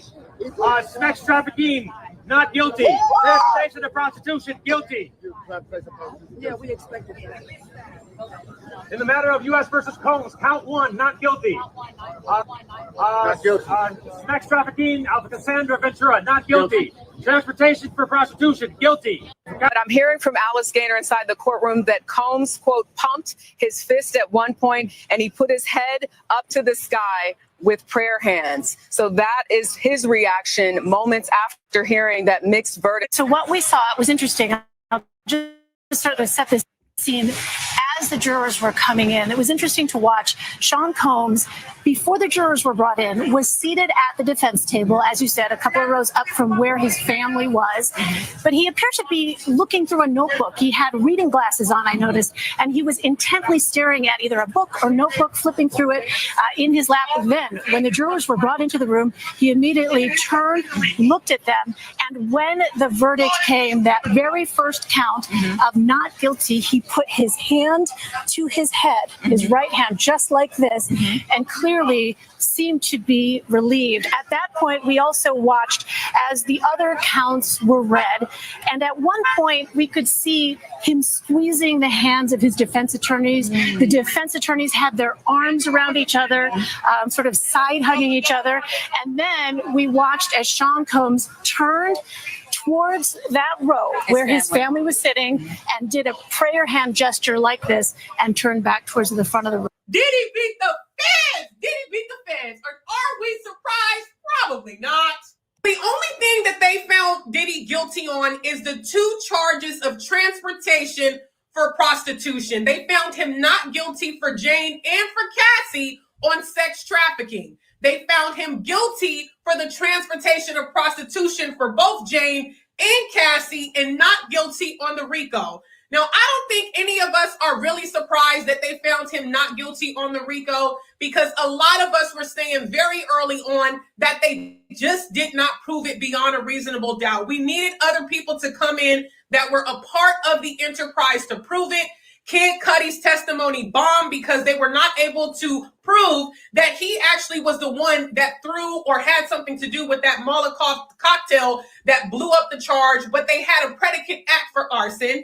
They didn't have his co-conspirator, who they said was the co-conspirator of KK, testify, and there were not a lot of other people a part of his enterprise that testified. Where were the bodyguards? Where were the people like the lady who said she was shot in the face at the club in 1999, and all these other parts that they said were a part of this. Now, we know for the transportation of prostitution, each count holds a maximum of 10 years, but as a first-time offender, he probably will not get the maximum time. So let's see what happens. But wow, he got off. He beat the feds. Breaking news. Damn right he beat the feds. Family, let me ask y'all some questions because I see y'all making some damn good points in the chat. Y'all throw me some people out there that are from the dominant society that no one ever makes an issue about. I see the Elvis Presley situation. Yep, absolutely. What Jerry Lee Lewis was with his like cousin or something like that. So you got Elvis Presley, Jerry Lee Lewis. No one ever says nothing about them. They never indict the whole dominant society based on those individuals. You know Vince McMahon, you know Hugh Hefner, you know all of these people, Charlie Sheen, Matt Lauer from the Today Show got hit in the Me Too movement. You name them. You got a whole gang of people from that community, and they have done all types of dirt. I seen, what's that lady name? K. Michelle, now that she put out a country album, now she's starting to talk about how the black community, she's all tap dancing, she's COO in it. She's talking about how the black community doesn't value family, but yet country music does. And then when you Google all the country music artists, they've been married like 13 times and they got all types of domestic violence charges on them. That's the warped way of thinking that makes individuals always want to run to the dominant society based on those things. Hugh Hefner, absolutely. Roman Polanski, Harvey Weinstein, absolutely. Yep. Absolutely. Woody Allen. Yep. I mean, look how the names is flowing in. You ain't never seen nobody use them as a proxy and come after their whole community as they do with us. Kevin Spacey, Robert Blake. Oh, don't even get me started with Robert Blake. He was straight up on audio telling his wife what he was going to do. Absolutely. Absolutely, fam. You ain't never lied. Yeah, the whole church. We ain't got to go there. They always separate themselves from individuals, but they always connect us to individuals. That's why Tupac, when he used to give speeches back in the day, he said, I'm not every black man in America, because they would always use black men in America against him. Now, let me make this point very, very clear. You got a lot of hating ass people in the community, and I got to address this, family, because it gets to the point where trolling ain't even funny. Fam, did y'all see this right here? Diddy, this whole situation came out with Diddy. 50 came out, and 50 put this out. 50 says, 50 Cent, he put, Diddy beat the feds. Boy, a bad man. Beat the Rico. He the gay John Gotti. Fam, 50 be funny sometimes, but I'm going to be honest with you. A lot of that stuff is whack because Diddy was sitting there dealing with the trial and his family and everything. Ain't said nothing about Fifth. And the jokes be funny for a while, but then it's like, would you say that about Eminem? No, Curtis. Would you say that about Eminem? You wouldn't say that about Eminem. If it was Eminem, you'd be out here mad as hell. It get to the point, man, where the trolling is hating. All right. And you might need to go get a therapist because you almost 50. You might be 50 years old. You about 50 years old, family, and you're still out there on that type of time. You had your fingers crossed that man would go to jail. You had your fingers crossed that man will go to jail. And it's not just with him. You want a lot of people to go to jail that are black, but you would never have that type of time or energy for that W boy. Let it be that damn W boy. And I'm telling you right now, 50 be rolling up his sleeves and ready to fight some goddamn body. He be ready to fight you right now. Say something about Eminem. I dare you to say something about Eminem. 50 Cent, Yayo, the whole damn G unit gonna be G unit out in your front yard. But he's out there saying, well, he did this, that, and the other thing. I mean, it is what it is. But at the end of the day, I ain't got to say nothing about the stuff that came out. It's clear exactly what the hell went on with Diddy. It's clear what he had going on. Everybody know it. Everybody seen it. I ain't got to sit there and make no damn mockery of it. We know exactly the time Diddy on. Because you know what? Black folks been saying these things about Diddy. They out there saying, well, man, Diddy, he might go both ways. Everybody said that. Everybody said. So, yeah, okay, I see a bunch of people say they tired of him. Yeah. 50's petty, but he's not even like a cool petty. He's like a hater petty. He's a real hater kind of petty guy. When Irv Gotti passed away, he was talking about Irv Gotti, and a lot of people were like, well, he felt Irv had something to do with getting him harmed. Okay, then why didn't you touch Irv then? Okay, don't make tweets after the guy's gone. Go get with him while he's alive. Okay, so you basically didn't do nothing while he was still here, and then you made tweets about something that you could have done while he was still out here. So he had his fingers crossed, and you can see that. Yeah, and absolutely, 50 was a guy that tried to burn down his own house and stuff and doesn't have any, relationship with his kids. I mean, God damn. You know what I'm saying? And you ain't even got a relationship with your kids, and you out here worrying about Diddy. And you get mad, Floyd Mayweather, everybody. But it goes to show you as well, fam. We're looking at it from a different aspect. Yep, Arnold Schwarzenegger as well. Absolutely. This is what we be saying, though, fam. Whenever a foundational Black American calls out the injustice in the fake justice system, they always try to slander us with being biased. No, we're being real. They always try to say that we're just looking at it from the Black point of view. Yeah, I got to look at it from the Black point of view because the Black point of view is a view that's always correct based on the track record, receipts, and history of the system. You could see it. And then when you start seeing these people pop out, fam, y'all remember the Aubrey O'Day? She was another one of them, okay? She was one of those girls that was out here talking about Diddy left and right. A lot of people are upset that this man ended up getting let go today. She was one of them. This was her reaction to the results coming in. Cassie Ventura. So that is obviously an enormous win. Oh my God. The jury did not guilty on Cassie, not guilty on Rico. No way that Jane is going to be guilty. There was the video, of course, where he was. Oh, this makes me physically ill. Lobby. Sure. And, you know, the prosecution strategy with showing that video, or with knowing that video was going to be shown to the jury, was, well, domestic abuse. Wolf is silent. They said, look, domestic abuse happened. But Wolf is silent. Right. There was no racketeering. And it seems like the jury. If we're talking about count 2 here, the forcible sex trafficking of Cassie Ventura, that means the jury has concluded there was Cassie probably feels so horrible. Coercion involved in that. It could still be that the jury finds, Ronnie, yes, a person I'm gonna was vomit. moved across state lines for the personal purpose of prostitution. Yes. That's count 3. Okay, I'm which getting maybe some you other have a news. verdict. Oh, please. Sex trafficking of Jane, I'm told in my ear, not. Boy, they mad. Because there was a lot of, let's be real, y'all.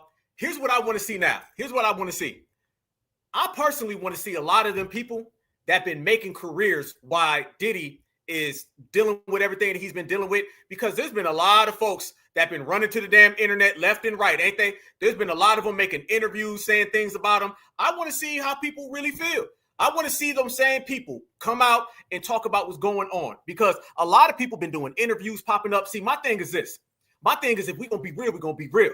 Whatever I got to say about you, I'm going to say about you whether your ass is free or whether your ass is behind bars. It don't matter. It don't change. What I do not do and what I do not respect is the fact that when a man is getting charged with something that clearly looks funny style, if you want to say Diddy's off-brand, you want to say Diddy's soft and Diddy likes baby oil, cool.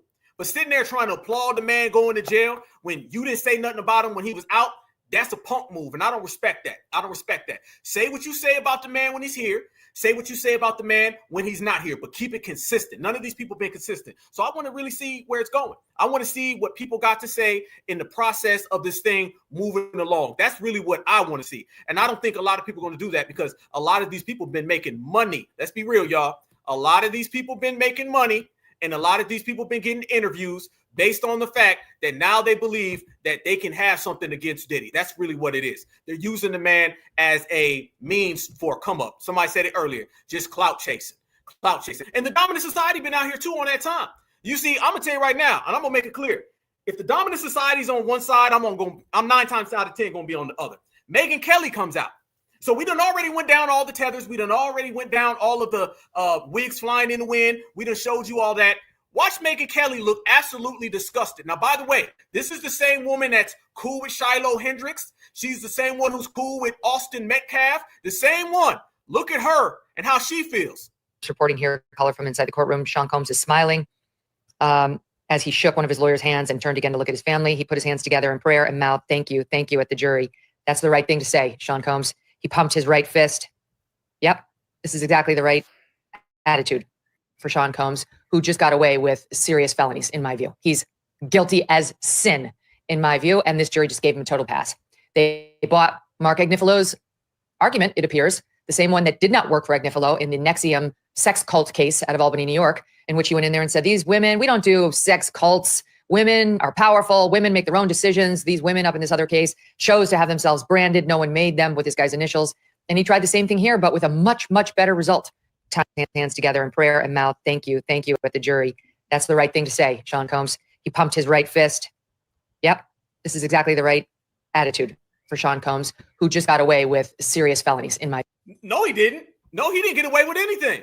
What do you mean he got away with serious felonies? No, Sean P. Diddy Combs was found guilty on what the jury believed. Fam, I'm all about law and order. It ain't gonna be law and order when it comes to somebody putting that pap on a young black child. Then we got to just go with the law. It's not the best system, but it's the only system we have. Well, damn it, this is the only system we have.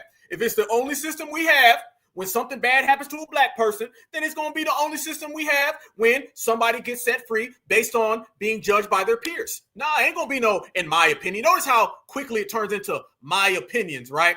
It turns into, well, my opinion, I believe is wrong. Well, your opinion don't mean a goddamn thing then, Megan, okay? And Megan follows me on Twitter, okay? So you know better, Megan. You know better, okay? What it is that you out here supremacist caping, and you're upset that a black man defeated the system, a system in which you want to see a black man fry.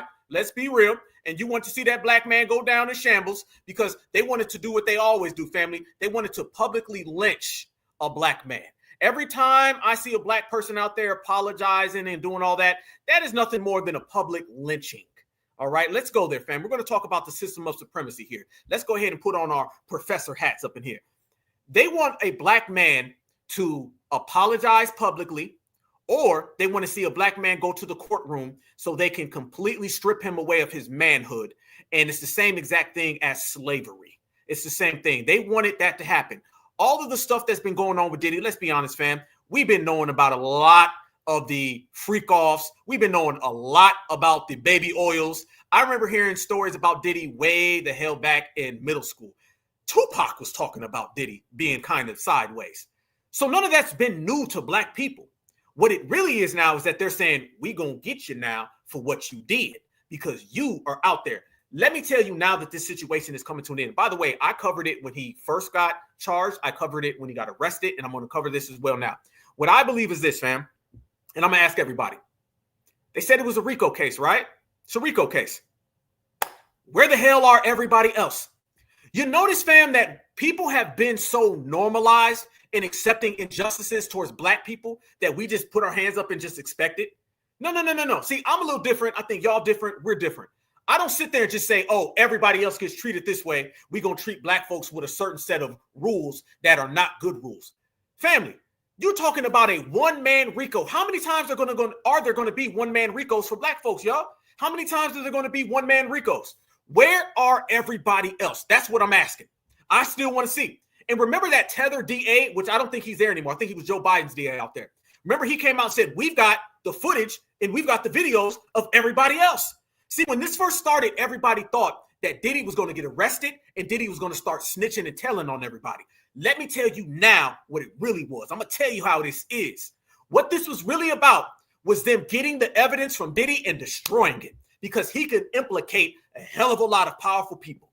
That's what this was all about. And we've been calling it right here on the Black Alpha Network throughout the whole process. Now we're at the tail end of it. You'll see with the sentencing. But I'm telling you right now, fam, all this was to get all the evidence. Fam, where are the videos? This isn't just us asking where the videos are. You ended up seeing the DA say that they have the videos and they have all the co-conspirators.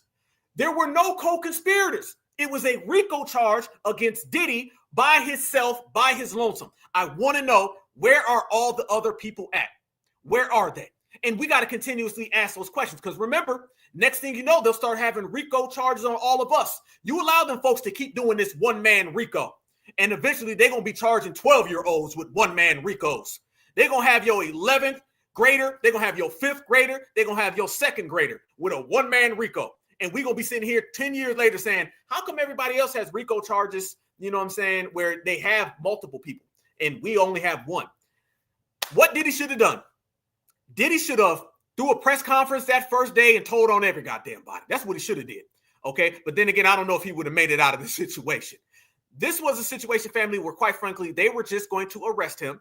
They confiscated all of the videos and they basically hit everybody. Now, when we saw the pictures and we seen the footage of a lot of these individuals, you would always see a hell of a lot of people at his freak-offs. Remember, the Diddy freak-offs used to be a thing. They used to talk about him. They'd be loud and proud. They'd have pictures on the boat. He'd be laying down and all white with people. They had the footage. It's well known about these freak-offs because everyone in Hollywood talked about it. But yet, when they ended up raiding all of his homes, they took the evidence and destroyed the evidence. Because people don't understand this. And this is where Diddy was tap dancing. When you start talking about rich, powerful men, okay, rich, powerful W men, they want the same girls that the broke man wants. The only issue is if you are a person worth $500 billion, you can't just go out to the club and go get a girl. You can't do that. So you got to go find you little liaisons, little proxies, people with just enough power, but not $500 billion worth of power. So this is where Diddy comes in. Diddy comes in and he starts working for these people. Say if you are the CEO of Initech, a company that's worth $1 trillion, and your quarterly earnings are $1 billion. You're sitting there saying, I want that young girl. Call Diddy on the phone. Have him throw a freak off, and I'm going to come on in, and I'm going to have him connect me with the people. All Diddy is a rapper. Have you ever see the rappers that be at the club? The rapper's not in the crowd looking for the groupies. He always sends his homeboy. His homeboy goes over there and says, hey, you, and you, come on over here. Rapper, whatever the hell, wants to meet you. You, come on over here. That's what Diddy was, only it wasn't for rap. He was doing that for the billionaires. That's really what Diddy's been doing the whole time. The whole time. He's been the liaison. The freak-offs were no different than somebody selling work on someone else's block. This person's got the product, and you got the neighborhood. Let me sell my product in your neighborhood. All Diddy's freak-offs was a platform for all of those rich, powerful men to do all that dirt that they've been wanting to do.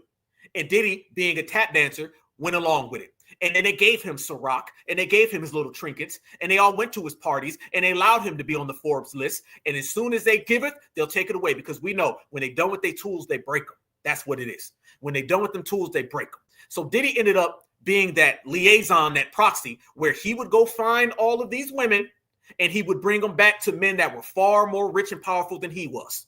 It was the rich, powerful man worth $500 billion. It was Diddy, and then it was some broke-ass chick. That's what it was. But notice the rich, powerful man, he's not there right now.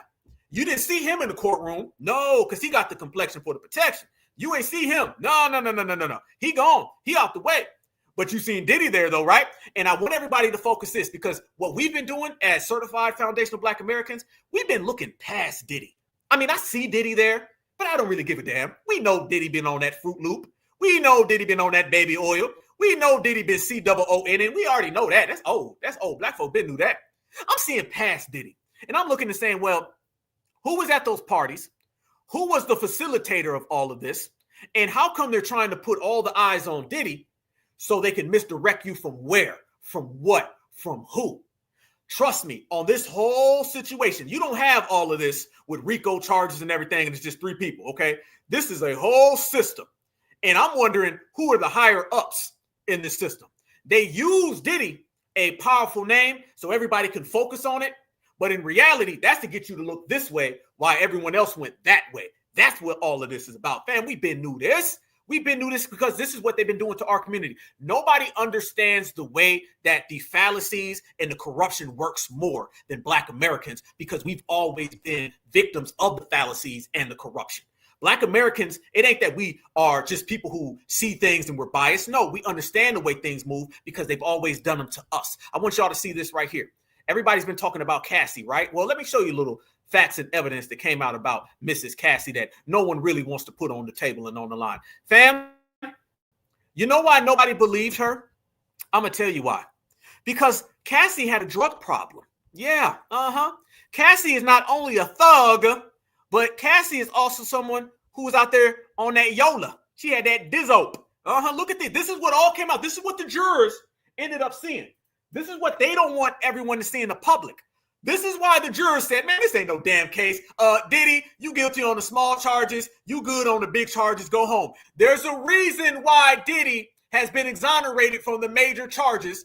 There's a reason why Diddy beat the damn RICO. Is because they seen the text messages, they heard the audio clips, and they seen the drugs. And they know that Cassie has been a co-conspirator and a willing culprit in all of this. This is what they seen. This is footage and text messages that were given from Cassie to one of her people that the jurors ended up seeing, and everyone right there sees exactly the way that it played out. Right there, fam. Y'all know we got that work right here. You see it, family. She was out there on that stuff, out there getting twisted, tangled, and toe up. And then the jurors seen that, and they seen that and said, okay, yeah, this individual is high as a kite on top of a plane, okay? She done went full hot air balloon. You see what I'm talking about? So, yeah. And right there, look at it. It says, can I get an amen? They said, can I get an amen? You knew they was getting thrown off that night. They was getting waxed. That's how they play the game. And we see the way they play the game. So, fam, we know it. You know it. We all know it.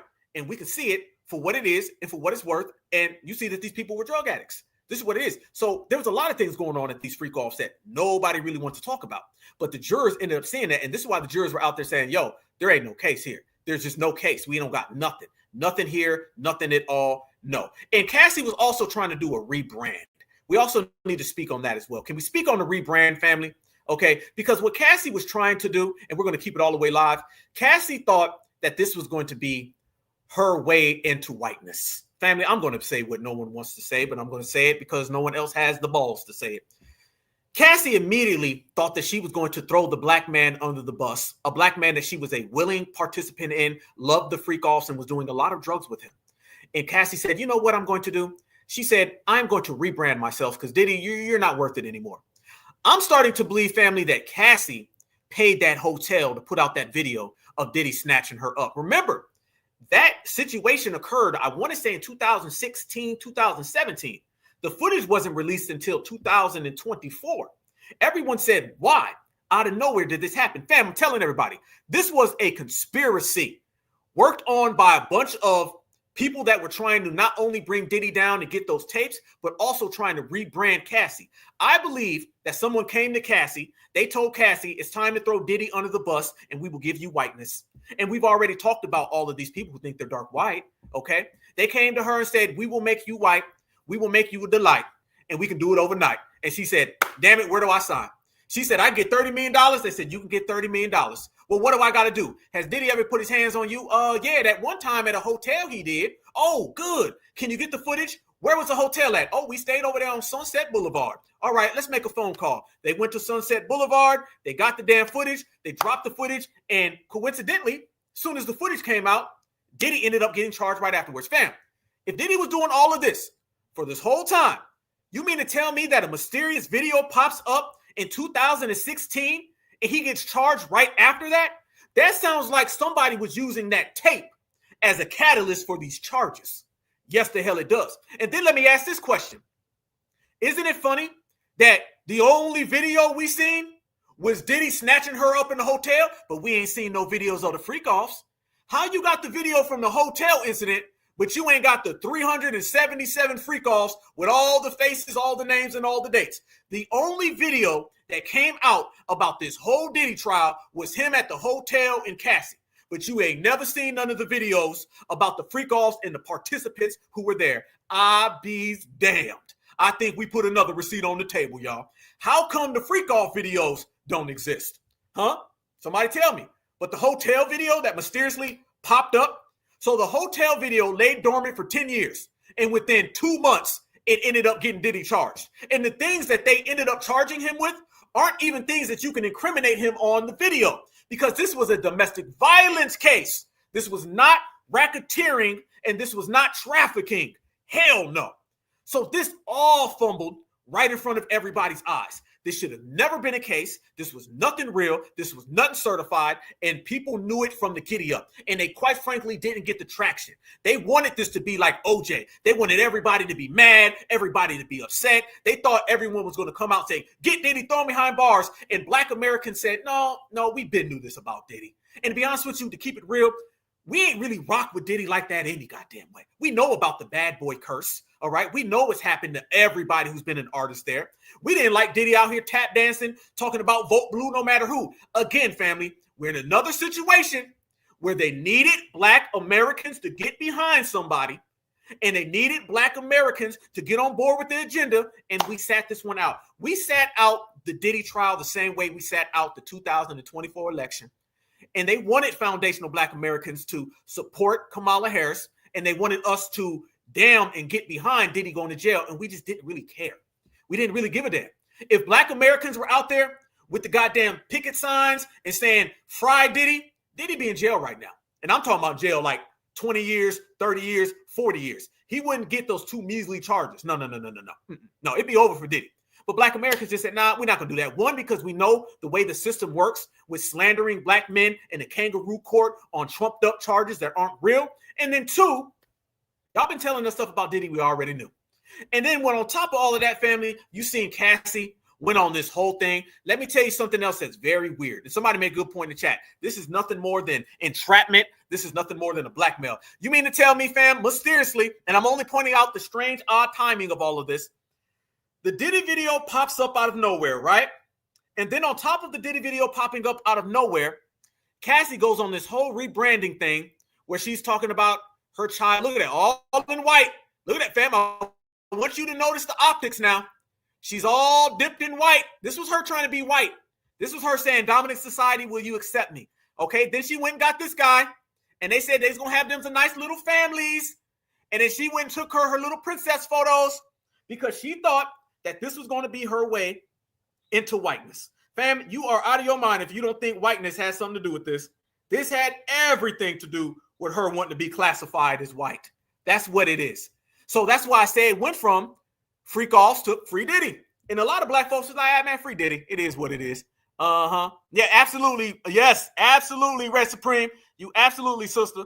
Absolutely. That's exactly what it is. She was trying to look wholesome, wasn't she? She was like, look at me. I'm Taylor Swift for the weekend. She thought she was going to be Miley Cyrus for the weekend. And what ended up happening to her is people just didn't really go for that. People kind of like, no, we don't believe you. No. And we seen the drugs, and we seen the footage, and we seen the tapes, and we seen the lies. We don't trust you neither. And fam, doesn't this look very much the same as J-Lo? Didn't J-Lo do the same exact thing, y'all? Didn't J-Lo use Puff for what she could get from Puff? And then she ran to Ben Affleck and Mark Anthony. She ended up running to her own people because that's what they end up doing. And Puff, this is why black Americans really didn't give a damn, because we already done pulled the plug on Puff a long time ago. We already knew Puff been out here doing all that tap dancing for how long? How long Puff been on that type of time? He did the same thing. Be honest with you, black folks were pretty much done with Puff after he played Kim Porter for J-Lo. To be real with you, family. This man had a black woman from, I want to say Columbus, Georgia, and he was running around here with this Puerto Rican woman who used him for about a week to get her music career, and then she jumped and flipped sides right after that. Nobody was running with that. Nobody was on it. No one accepted it. We been knew that type of time that he was on. And foundational black Americans, we was like, nah. So again, they thought this would be something that we would just be jumping for joy, saying, man, this is it. This is real. And no, black Americans, we didn't fall for that. No, we didn't fall for that. And you got a bunch of people out there. And how do you know this, fam? It's because a lot of the people, shout out to our brother Melrose, what he was talking about earlier. A lot of the people you see out there doing all that clowning and jumping around outside, they're not even black Americans. To be real with you, Puff only has the support right now of tethers in New York City. That's about it. Because black Americans, we just like, okay, we're calling out the system. We're not out here defending Diddy. The reason why we're calling out the system, because we know the system will use Diddy to incriminate all black people. We have an interest as far as blackness goes. Soon as it gets to baby oil and freak offs, hey, I'm out of here. But family, this is what we were saying about some of the strange things these people have been out there doing. It's not black American culture. So some of them tethers been out there and they've been doing the most. Watch this. Proper and etiquette that is happening inside of the courtroom. No one said, I kid you not, people are pouring baby oil on one another outside this courthouse. Baby oil having a very big play in the freak offs we heard about. You have people saying it's not Rico, it's Frico. You got applause coming when the mother of Sean Diddy Combs, Miss Janice, got out of the vehicle just a few moments ago, really behind us, and walked inside to elated cheers and her greeting the crowd. Every time the family, the children, the 6 adult children come in, 3 boys and 3 girls, they are met by cheers, and also at times throughout the course of trial, met by scathing and disrespectful comments. Baby oil having a very big play in the freak offs we heard about. You have people saying it's not Rico, it's Frico. It ain't Rico, it's Frico. That's kind of funny. That's what that was. Yeah, absolutely. Yeah, shout out. Yeah, and by the way, fair use on that right there. That's what you've really been seeing out there. A hell of a lot of strange things, tethers out there. And this has been a situation where they've been trying to complicate it for black Americans, but no. Fam, let me show y'all this. Does this look like black Americans out there? Y'all tell me. Fam, no, hell no. Family, that looks like Port-au-Prince, Haiti. That looked like Kingston, Jamaica. That looked like an empty mayo jar. I don't see black Americans anywhere at all involved in none of that because we understood that this ain't got nothing to do with us, fam. No. This is everything to do with them, the dominant society, and we go as far as blackness goes in this case. That's where we at with it. So, yeah, you can look at the tethers out there, fam. Yes, we say them super tethers are out there. Absolutely. Yeah. And if you notice, fam, that's what we're talking about. Kim Porter was a certified sister. I know some people that know Kim Porter's family, straight up. I'm from Southeast Georgia. They're from Western Georgia, more northern West Georgia. However, Diddy ended up basically leaving Kim Porter and messing around with J-Lo. And then with Cassie. And you know what? We all heard the stories that Cassie used to be making fun of Kim Porter on some I got your man stuff. Yeah, the streets been talking. The streets have been saying it. That's why I always have a segment on this broadcast about what the streets are saying, because the streets have been calling that out for how long? Everybody's been knowing that Cassie was running around here saying, ha, ha, ha, I got your man. So this is why FBA, we told Cassie, nah, you going to have to hold your own V. And you know what I'm talking about. Okay, you're going to have to hold your own tatas. Okay, because FBA, we seen the way she was treating and the way she was talking about Kim Porter. And we was like, nah, hell no. Because we didn't like the way Puff was on, chasing all these non-black Americans for all of these Hispanic women, Filipino women that don't want nothing to do with you and leave you. Let me tell you, Diddy's woman left him for a backup dancer twice. Okay, 2 damn times a backup dancer. And by the way, speaking of Diddy's new guy, do y'all know he was a willing participant in the freak-offs? He was actually one of the people that was in the freak-offs. Let me tell you what a lot of these people do. These women always chase soul pole when they're young. And then when they get older, they always say, well, the black man manipulated me. Okay.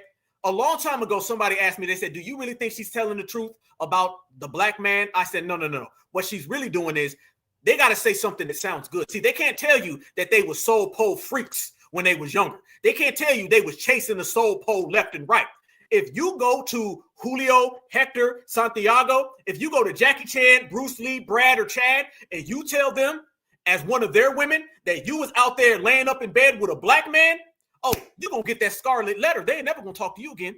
You can cancel ever being with any man if you say you've been with a brother, because those men are insecure because they know brothers are the biggest, the strongest, the fastest. And we know that everybody wants a black man.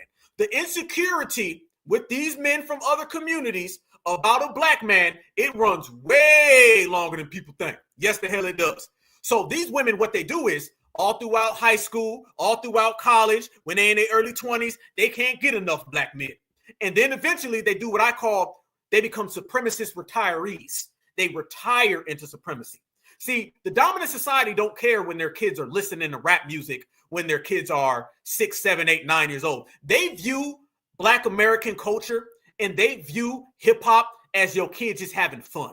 They're just playing. That's all they're doing, just playing. When it really gets real is when your ass graduates high school, you start going into college. Then they don't want to hear about you listening to rap music no more. That's why all of them W women, all them Spanish women, they take all that hip hop culture, all them bandanas, all them do-rags, they take all them rap CDs, rap songs, and they take that history of sliding down that soul pole left and right. They put all of that in the closet, in a box, and they throw it away. They might even get the shovel, dig it, and bury it up because they don't want that to ever come out. Because the worst thing you can do is be a woman from a non-black community, and everybody knows that you've been sliding on black soul pole. You done. You done. You can't come over. You and your sister can come home from college. They gonna see the one who didn't have the soul pole. They gonna say, come on in, have some food. Your mom made some Brussels sprouts. And then the one who says, hi, Dad, and she been on some soul pole, he gonna say, hi. You got a room upstairs in the attic, or you can sleep in the basement if you like. Oh, I got a straight A. Yeah, you also had soul pole. Get the hell out of here, Becky. Let Becky or Beth come home talking about she been on some soul pole. That's the quickest way to get dismissed from the dominant society. And the same thing goes for J-Lo's community, and the same thing goes to Cassie's community. The only thing they can say is that they were manipulated, they were drugged, or they were harmed. And that's exactly what Cassie did. And as soon as she's done, she tries to retire into some type of supremacy, into some type of I want to be a supremacist community. Man, it's real. How many times did y'all, I don't know if y'all went to high school or college or whatever, and you were around a lot of W's, okay? But we all seen it. Whether your ass did it or not, you done seen it. We done all seen that W or that Spanish person that dated all the black men when they was younger, And then you see them now and they look like a goddamn Brady Bunch in the Partridge Family. Let me tell you a secret that they won't tell. Their new husband, he doesn't know about his wife sliding on them soul poles in college and in high school because she just won't tell him. Yeah. Guess what? Them little Mayo kids, they don't know that mommy was chasing after P.D. Pablo in 2003. Nope, don't say nothing. They don't talk about how mommy was chasing after the Yin Yang twins, all right, trying to get some yin yang from the twins back in 2005. No, Kathy and Beth and Becky, they was trying to go from the window to the wall. Yes, the hell they do. And now they bury that window to the wall in the closet. That's the way it goes. And if they ever do get caught, the thing they always do is say that he hurt me and he lied to me and he manipulated me. And they say that with the hopes that some Latino simp or some W simp is going to come in and say, look what you did to my woman. Those blacks got you. That's the only way they can ever have access back into their said community is if they say something happened to them. That's exactly what Cassie did. That's the same thing J-Lo did. Trust me. J-Lo was out there with Ben Affleck saying how mean Puff was. Cassie doing the same thing. As a matter of fact, all the reports came out that Cassie's husband was mean mugging Diddy on the trial. Yet his woman was doing all types of things. Fam, y'all seen what Cassie was doing. Cassie was literally out there getting them golden showers. And this is what this man wants to lay up with every night. And by the way, he was a willing participant in a hell of a lot of this stuff. So you see, like we see, what it really is. And we understand that she's been out here chasing after that soul pole left and right. And she thought she was going to go back into some acceptance into the dominant society. And that fell flat. Cassie's brand is worse now than it was when it started. She should have been quiet, took that little 30 million and said nothing. The fact that this all went to trial and everybody seen it, not only that, she was also laying up with Kid Cudi. So there's too many black folks in her scenario for her to get any type of relations. Hell no. And a lot of people been out there saying it. A lot of people been letting it be known, and a lot of people been making it clear. Let me show y'all this right here. This sister puts it pretty good on the way this thing operated, and it wasn't good for Cassie at all. If he was to get picked up for prostitution right now, guess what? He'll get out on bond and he'll get hit with that little misdemeanor. They got to let him go. They should let him go because guess what? The embarrassment, the waste of taxpayers' dollars, they wasted y'all money. And the American people said not guilty. So y'all be mad at the government because this was a waste. This was to ridicule this man. This was to embarrass this man in front of his children. Fuck the world. His children. Cassie got paid and everything. She got paid. And the only thing he did was engage in that. Why they not charged with it though? Because they engaged with it too. There you go. They engaged with it too. Yes, indeed. That's exactly what happened. They was engaged with it. They was all engaged with it, and they all was having a great time. What we have seen in this case, fam, is that they all some nasty MFers. All right, we're gonna make that clear. They all some nasty MFers, and a Frico is not a Rico. That's all it is. And family, they out there trying to sell these shirts too. Let me show y'all this. They out there trying to sell shirts. A lot of people been out there trying to get in on it. Let me show y'all this. Check this out, family. Best friend. Hold that up for me and kind of explain why you're giving those out. What made you want to do that? Honestly, the shirt is self-explanatory, right? So he's in here for doing this, right? But they're trying to make you think that he's in there for this. A Frico is not a Rico. What you're doing in your own bedroom is not against the law, right? He's making porn tapes with his girlfriend, consenting porn tapes. Now, some people might call it, oh, that's immoral. Well, a lot of stuff that we do, is you're not going to like. I'm not going to like some things that you do, but it's my personal business, right? So for example, I have a transgender child, right? My child is going from male to female. I'm a single dad raising my transgender, right? You got some people that will say, well, how can you? That's my child. My love don't have an expiration date. Did he support your child too? Oh yeah, absolutely. That's yeah. Why would he be? That's his niece. Well, a Frico is not a Rico. Family, boy, it's been a hell of a crazy thing, fam. This is what it is, and we know this for sure. One thing we know is that they some nasty ass MFers. And Black Americans been looking at all of the golden showers, all the drugs, all the freak offs. And let's just be clear, we ain't never wanted none of this of what Diddy had going on. That's why you never seen no black folks at them damn freak offs. FBA, we ain't with none of that. All of that stuff was strange, weird to us. We knew it, and it's been that way. This is why we've been looking at these people like Diddy. If that's what you want to do, you want to go over there with them folks, you have fun over there with them folks. Because you've been on that industry plant stuff for a long ass time. Have fun. That's where you were. And I want everybody else to notice this. They were also coming at all of his assets. All right. They already, a lot of people don't know this. They took Revolt Television from him. Revolt TV got taken from Diddy. He lost that. Revolt is gone. And that's what they always do to black people. They come after you so they can get all of your generational wealth. You name it. They wanted Bill Cosby's generational wealth. They wanted Dave Chappelle, Kyrie Irvin's. They always want that. Prince, Michael Jackson. Sony owns all of Michael Jackson's catalogs. We talk about how Michael Jackson defeated them. Well, guess what? They ended up getting it back. Same with Prince. Prince was notorious for not allowing his music to be anywhere. Now you hear Prince everywhere you see. Black people in this industry do not make it out clean. Y'all name me some names of some black folks that didn't make it out clean. Where we want to go? We want to go to Sam Cooke. You want to talk about Sam Cooke? Mysterious. You guys want to go to Don Cornelius? Do a lot of people even know what happened to Don Cornelius? Okay, there was some W woman that was out there trying to charge Don Cornelius with things. Not to mention as well, you see what they're doing with Smokey Robinson today? You name it, fam. Whitney Houston's daughter, Whitney Houston's daughter's boyfriend, fam, they want the money.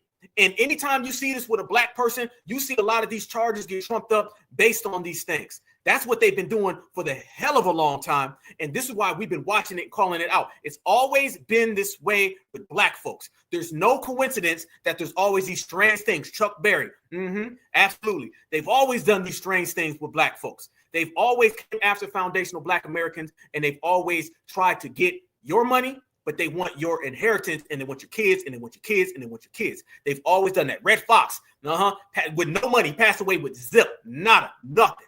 You know what I'm saying? This is what they've always tried to do.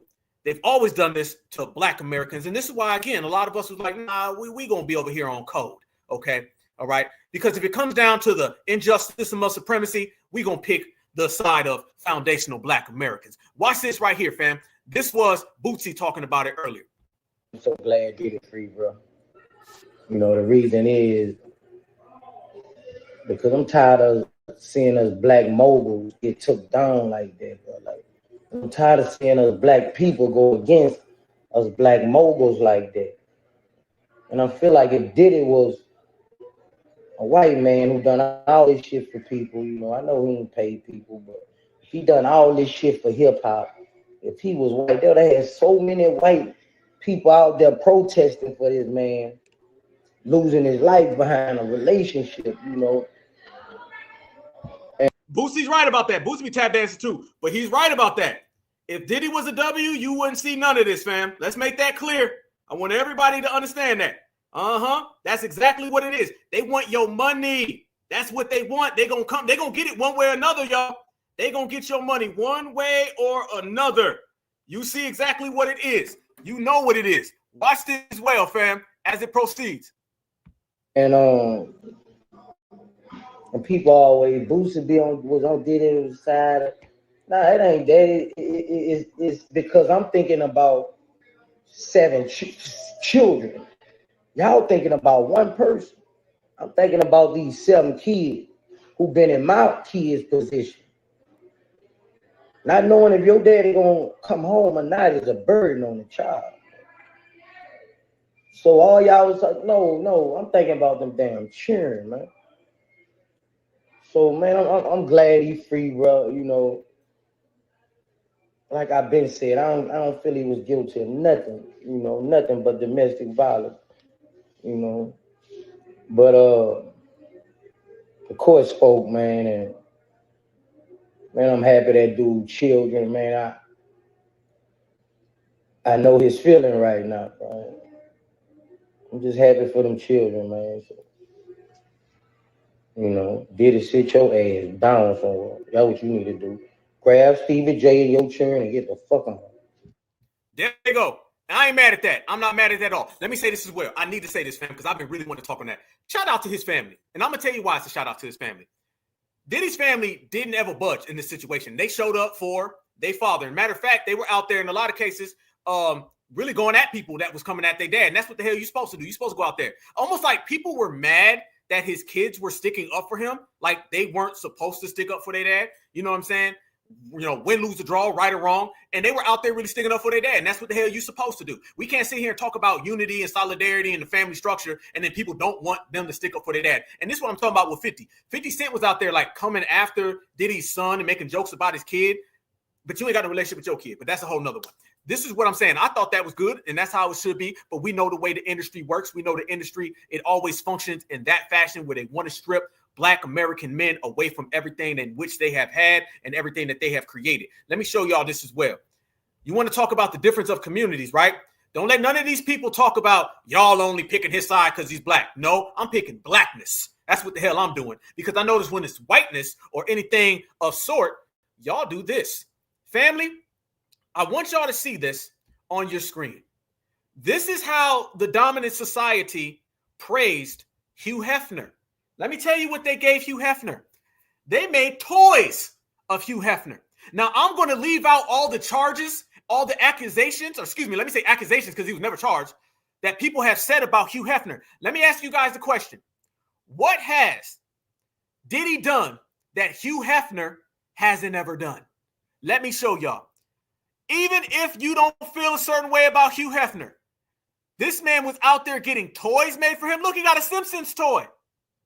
They gave this man a Simpsons toy. They celebrate all of this in their community, y'all. They don't even want to hear nothing. How do you got so much smoke for P. Diddy, even when the man, quite frankly, has been exonerated? You still mad saying, I don't believe in the court system. But you look this right here, and they was making toys of Hugh Hefner. No problem. Look at this. Look at this right there, fam. This is what you get. You do degenerate behavior. You break the law. You have something called the goddamn Playboy Mansion, which, quite frankly, was way worse than the freak-offs. Damn, now look at this. Whoa. Hold on. Oh, yeah, I got receipts. Look at this. Let me go there, fam. We did something. Playboy Bunny's Blast, Predator, Hugh Hefner's Bestiality Cult, and worse. What? They didn't ever get Diddy on that now. God damn. They done took that to a whole nother level, didn't they? Okay. Furthermore, there was plenty of accusations against Hugh Hefner. Look at this, y'all. The damning 10-part series unmasked the once heralded late mogul, who until now has been revered as a godlike stud, sleeking around his estate in silk pajamas and smoking jacket. Whoa. They say the late mogul who until now was revered. One more time. Revered as a godlike stud. This is how the dominant society felt about Hugh Hefner. Yeah, even with all of the allegations against him, they never had no problems. No, the hell they didn't. Nope. Then they said to reveal the ugly truth about the man who built his empire on the backs of vulnerable women. Damn, why y'all so mad at Diddy? He was a predator. Hefner's ex-girlfriend, Sandra Theodore, 65, told the Post, I watched him, I watched his game, and I watched a lot of the girls go through the Playboy Mansion gates looking farm fresh and leaving tired and haggard. What was you doing in that Playboy Mansion, Hugh? What were you up to, Hugh? Check this one out. Theodore was just 19 when Hef first set his sights on her. He was 50. He groomed me and twisted my mind into thinking his way was normal, she said of Hef. Yep. I had never drank or had a drug before going up until the Playboy Mansion. In my first night there, I was handed champagne and the drugs came later, and I was underage. This is y'all's community. Megyn Kelly. Yeah, Megyn Kelly, I know you're mad. I know all of those other sister Mayos are mad, but y'all ain't had the same smoke for this. Y'all revered him. That right there. The Playboy Mansion, they told everybody. How many of y'all remember? How many of y'all remember when it came to the Playboy Mansion, they used to be out there making jokes about it?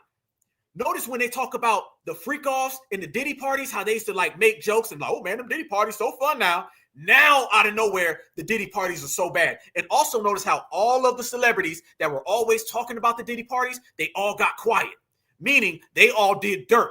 Let me tell you, if you find out who was on them tapes, it's going to be a who's who in celebrity, who's who in Hollywood, and who's who behind the scenes. And Diddy was the fall guy for all of them.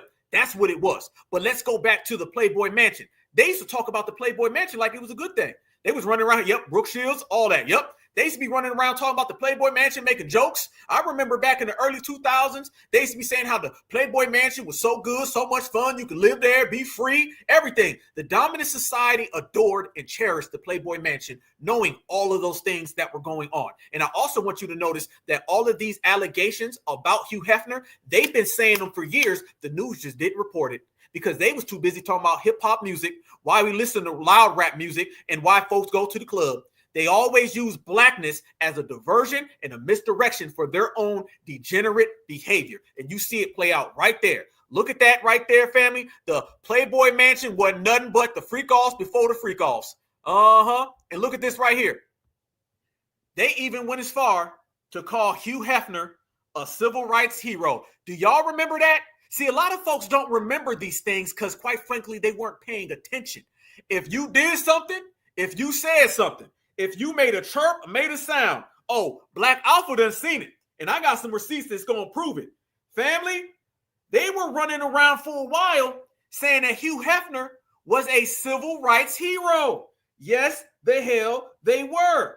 Nobody wants to mention this or bring this up, but we are going to. Why? It's because this is what they were doing. There was also another person, I forget his name, that other magazine. That other sleazy magazine that used to be out back in the day. I think it was Hustler. Was that what it was? There was a hell of a lot of these. Yeah. And family, they were running around back then, and they were all talking about how these people were icons, civil rights heroes, because they were talking about liberation. That's what they used to try to use whenever they were talking about Hugh Hefner. They used to always say that he was so liberating. That's what it was. They tried to bring in their usage of the dirt that they were doing, and they were trying to make it look like, oh, he's not in there doing anything wrong. Let me tell you what he's really doing, though. He's in there, and he's having liberation. They were trying to pass on their degenerate means as a liberating factor. So this is why they went as far as to say that Hugh Hefner was a civil rights hero. You see it? It's right there. It's clear as day. This is what they were doing, and can't nobody deny it because all of the receipts are on the table. And speaking about receipts on the table, let me tell y'all this as well. Do y'all know that we've come to find out that 9 times out of 10, half of these things that you're seeing, shall I say, the majority of these things that you're seeing, they went back on the internet and they stripped a lot of those Diddy party photos. A lot of the photos that you used to see from the Diddy party, you can't really find those photos no more. They said, wait a minute, the block done got hot. They got all these videos of all these people. Get them damn photos off of the internet and do it ASAP. And then they got them off the internet. So everybody has to understand, this has always been a plot. This has always been a scheme. This has always been a strategy right there. They said clearly that Hugh Hefner was a civil rights icon. Yes. They've always said that these people are icons because they revere it and they use black folks. So what it was is that Diddy was being used as a proxy to get all these freaky mayos to one spot, do all this dastardly, devious, deranged things. And if it ever got too hot, you could just blame him. That's why they blamed him, broke that tool, took his liquor company, took his television company, tried to take all of his assets, round them all out, and send them back home. That's what they were doing to Diddy. That's exactly what happened. That's exactly why he was in court. And this is why nobody said anything. He was out there tap dancing. And Diddy, you was out there tap dancing with them folks, and you thought it was fun. You thought it was nice. You thought it was dandy. But let me tell you something. This is what happens to all them tools. Them tools get broken. So that's why I don't feel sorry for Diddy in this situation, because you knew exactly what it was. Do not be surprised, family, if Diddy gets out, and perhaps, because the question now remains, Larry Flynt. Thank you for that. Larry Flynt. Absolutely. I appreciate that. Larry Flynt, they said he was a civil rights hero as well. Don't be surprised if Diddy ends up getting out, if he gets pardoned, because that's the question. If Diddy comes out and he starts talking some, there's no racism and we all need to get it together, that means that all of this exonerating that happened to him, that was basically them saying, we broke you, we'll put you back together, but you got to denounce racism. Don't be surprised if that ends up happening. We watch everything. Everything's available. Any option can happen. And foundational Black Americans, we soldiers at war ready for it. Look at this, though, fam. I want to show y'all this. This is what they don't ever talk about. Everyone always speaks about the Diddy parties, right? Well, family, Look at this right here with the Diddy parties. Notice Diddy right there. He's the, one black person I see? You got to search the crowd for black people. They'll never tell you about the people in the photos with Diddy. He's out there right now. This picture says everything. Look at Diddy out there literally tap dancing, literally out there playing games. And now you see they done came back. But look at all the W folks out there. And now you can look at Diddy right there tap dancing. And that's the majority of who you've seen out there. And when you see that out there, that's why you got this right there. This is what that's all about. And it doesn't stop there. It brings you back to right here. Look at that right there again, family. Look at all them W's. They'll never tell you that when you look beyond Diddy, what I told y'all earlier, what I said, we're not just looking at Diddy, we're looking beyond him. And when you look beyond Diddy and you look at the whole scenario and you look at it for what it really is, look behind Diddy and beyond Diddy in the courtroom and you will see W's who are the main ones at those parties. You look at the photos of those parties, and when you look past Diddy tap dancing for massa, then what do you see? You see more W's. They're literally wearing all white dresses, all white shirts, all white pants, all white shoes, and he got an all white cast of characters at his party. But all those all whites that were on the videos, you don't see them because they took the videos, destroyed them, and they tried to destroy Diddy's legacy in the process. And don't be surprised, family, if when he tries to bounce back, them doors are closed, or if he tries to bounce back, he does more tap dancing, but the doors will still be closed. It's a wrap for all of that. And let me also tell you why they ended up coming with these things. What they got him on was this new thing about people getting flued out, people flying in. There's this new wave where people are flying people to destinations. All that stuff where you go to the store and you go to the bar and you meet a person and y'all go home and y'all get married. No. Now people is meeting on Instagram and meeting on these damn sites and they flying people out. This is a response to that culture. So all the brothers and all the sisters out there, I want you to notice. Now they're modifying laws because remember, they modify laws to entice and to indict us. Diddy, quite frankly, is getting charged, and he's going to be seen guilty as simply bringing somebody across lines. And notice, fam, out of all of these laws where people are coming across state lines, 90% of them are black people. You mean to tell me there ain't no Becky's getting flued out to go see Brad? All of these executive people in corporate America, they fly all over America, right? And they meet all of these women. They cheat on their wife. It'll be Brad. He's the CEO at Intertech. He goes on a business trip and he meets all of these different women and he flies them to their hotels. That's been going on for years. You don't think all of these W athletes, all these W lawyers and doctors, they're not meeting women and flying them to places? They flying them to Barbados. They're flying them to Texas. They're flying them to Hawaii. They're flying them to Jamaica. W's have been flying people out. So how come out of nowhere, all of a sudden, flying people across state lines or driving across state lines is such a dreaded thing when black folks do it? You see how they play it, family? This is what they're doing now. They're using brothers and sisters crossing state lines as a means to get you. That's that Mann Act going back to Jack Johnson, okay? You go back to the RICO and the racketeering, that's for the mafia. Now they put it on rappers like Young Thug. All of these laws are always implemented against black folks. Let me give you another example. I don't know if Florida's in the house. If Florida's in the house right now. About 2009, 2010, 2011, Miami started to get big in the hip hop world. This is when Rick Ross got big. Trick Daddy was kind of already big. But Miami, quite frankly, was like the last major city to blow up before all the music sounded like one. A lot of black folks were flying down to Miami to go do all their videos. That's when you seen Puff going down to Miami. Lil Wayne was in Miami. Drake was in Miami. So Miami became a hot spot. Atlanta was a hot spot for a while. California was a hot spot. But right after that, Miami became a hot spot. But everybody who's from Florida and from Miami, you know, South Beach is not for black people. All right. For the folks who ain't never been to Miami, let me tell you something. South Beach is not for black folks. If you ever listen to people who are from Florida, they don't rap about South Beach. It's all the people who are not from Florida, not from Miami, they rap about South Beach. You understand what I'm saying? You go listen to Trina and Trick Daddy and all them folks, they be rapping about stuff like Carrot City, Opalaka. That's it. They talk about the hood. So rappers from Miami don't rap about South Beach. But a lot of people started flying down to Miami. They was taking their income tax money. They was flying in from the Midwest, from the East Coast. They was having all-star weekend around the time LeBron James was down there, and him and Dwayne Wade were winning championships at the United Airlines Arena for the Miami Heat. All of these people start flying down to Miami, and they was like, oh, this is it. They start thinking Miami was Atlanta, because before Miami, Atlanta was a spot, you know, the Freaknik and all that. Black folks was flying to Atlanta. They was coming down there from all over the place. Tupac went to the Freaknik. Everybody did. What ended up happening is all of them racist Latinos in Miami, they was like, whoa. People from Miami who are black, they don't bring their ass to South Beach. You better not. So then you started to see them put all these laws into place that were directly at black people. All these new ordinances. You can't have loud music. You can't turn this up. How many of you guys right now are seeing that they're putting Carnival, the boats, the boat cruises?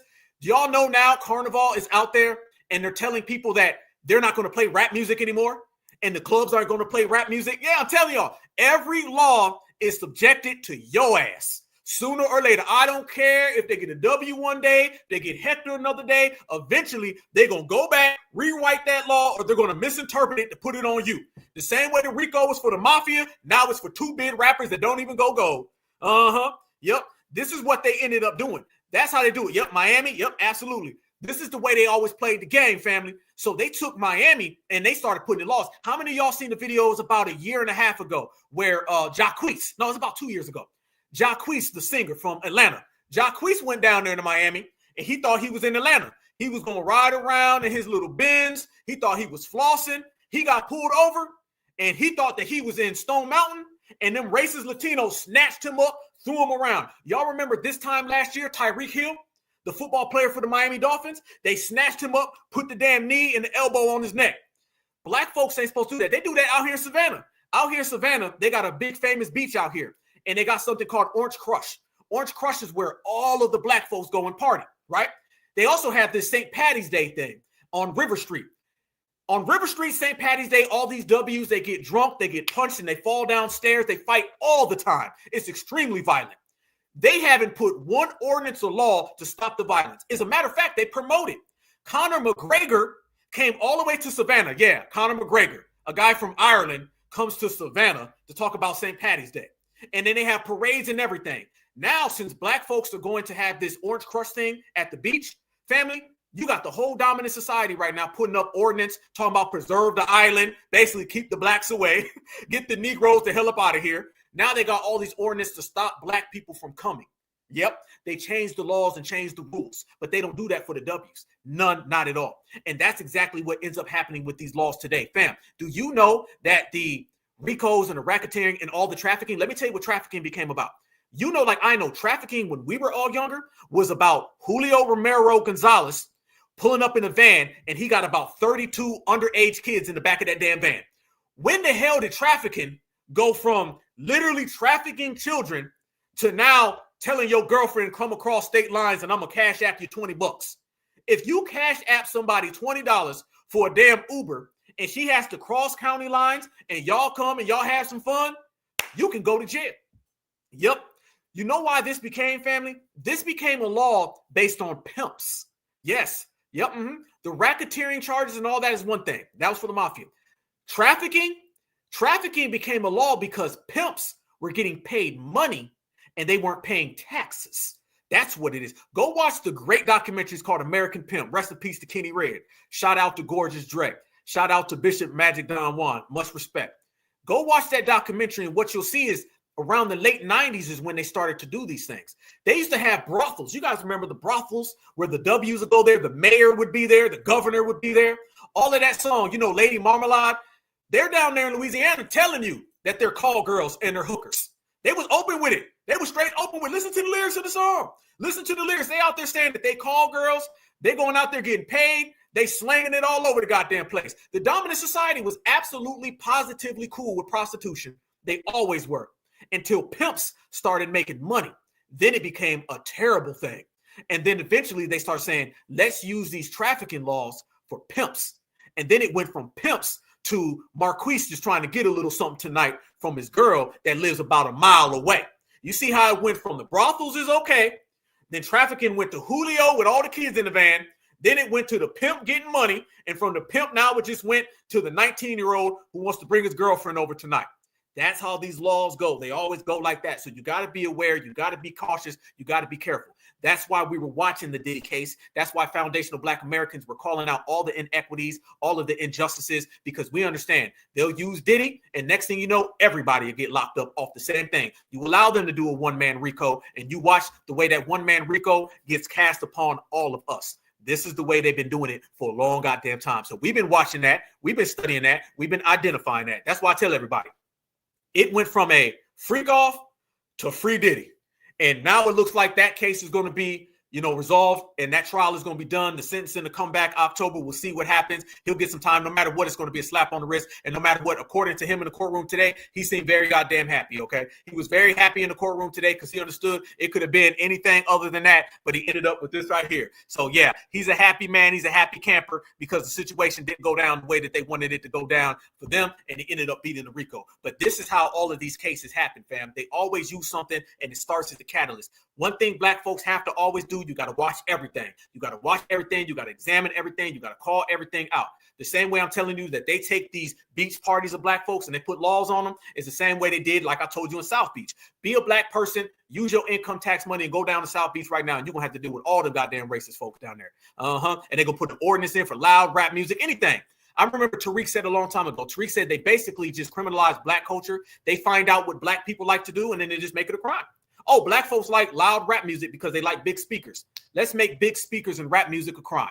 Oh, black folks like to go out and dance in public. Let's make too many of them gathering a crime. Easy. Oh, black folks like to drive people in from out of town, fly people in from out of town, walk people in from out of town. Let's make that trafficking. And by the way, y'all, I want everybody to notice this.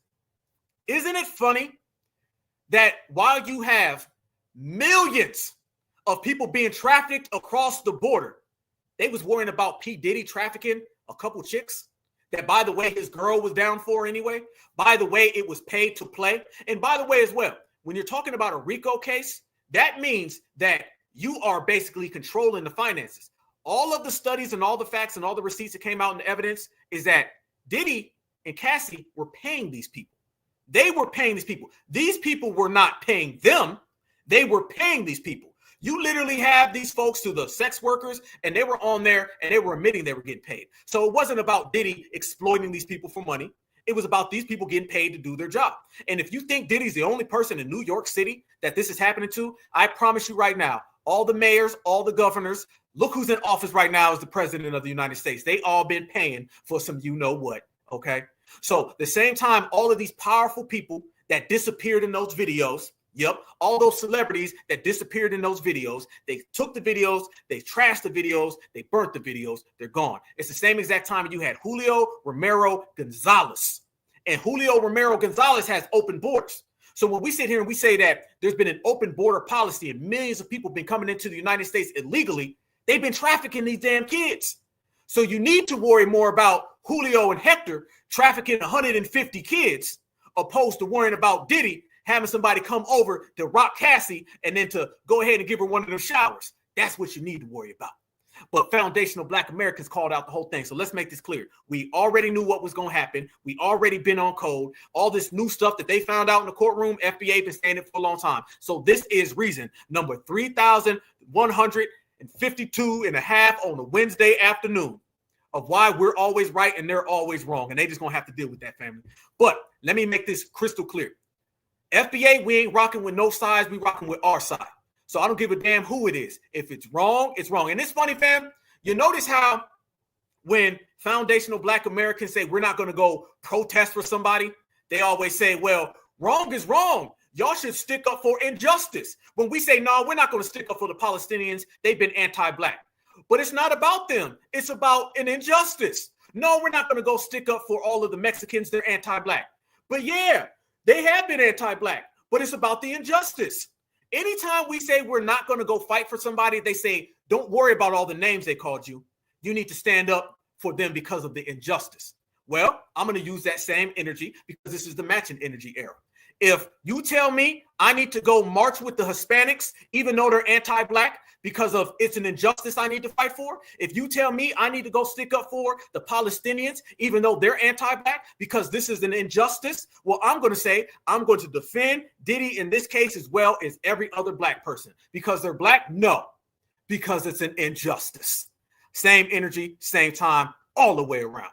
All right, y'all, certified salute. It's been a good one. I told y'all we was going to break it down. I had somebody on the scene. Shout out to my brother for coming through. You know, on the Black Alpha Network, we're going to have real people. They're going to pull up. I'm going to have people out there on the scene. This is the first time in the first channel where you literally had somebody who was at the courthouse. So we broadcasted live here with a brother at the courthouse, dropped real facts, and then we brought it all the way back around between how they brought the pimps and then the trafficking. We talked about the racketeering. We talked about the RICOs. We talked about everything. But the one thing that remains the same, family, is that foundational black Americans are always right. Everybody else is always wrong, and they're going to have to hold their own NUTs because they can't get none of these. I'll see you guys back again on Friday. Certified salute. And if anything breaks, we're going to be right here. Stay tapped in. Smash that like button. Much love. Everybody smash that like button and leave your area code in the comment section on the way out, man. I love y'all with a passion. Y'all stay good. Y'all stay safe. Y'all stay visual, and y'all make it good. And the diddler is out on the streets, and he's free. But I guess what, family? I guess Cassie ain't white neither. So everything goes back full surface, and we in here. Certified salute. Peace out.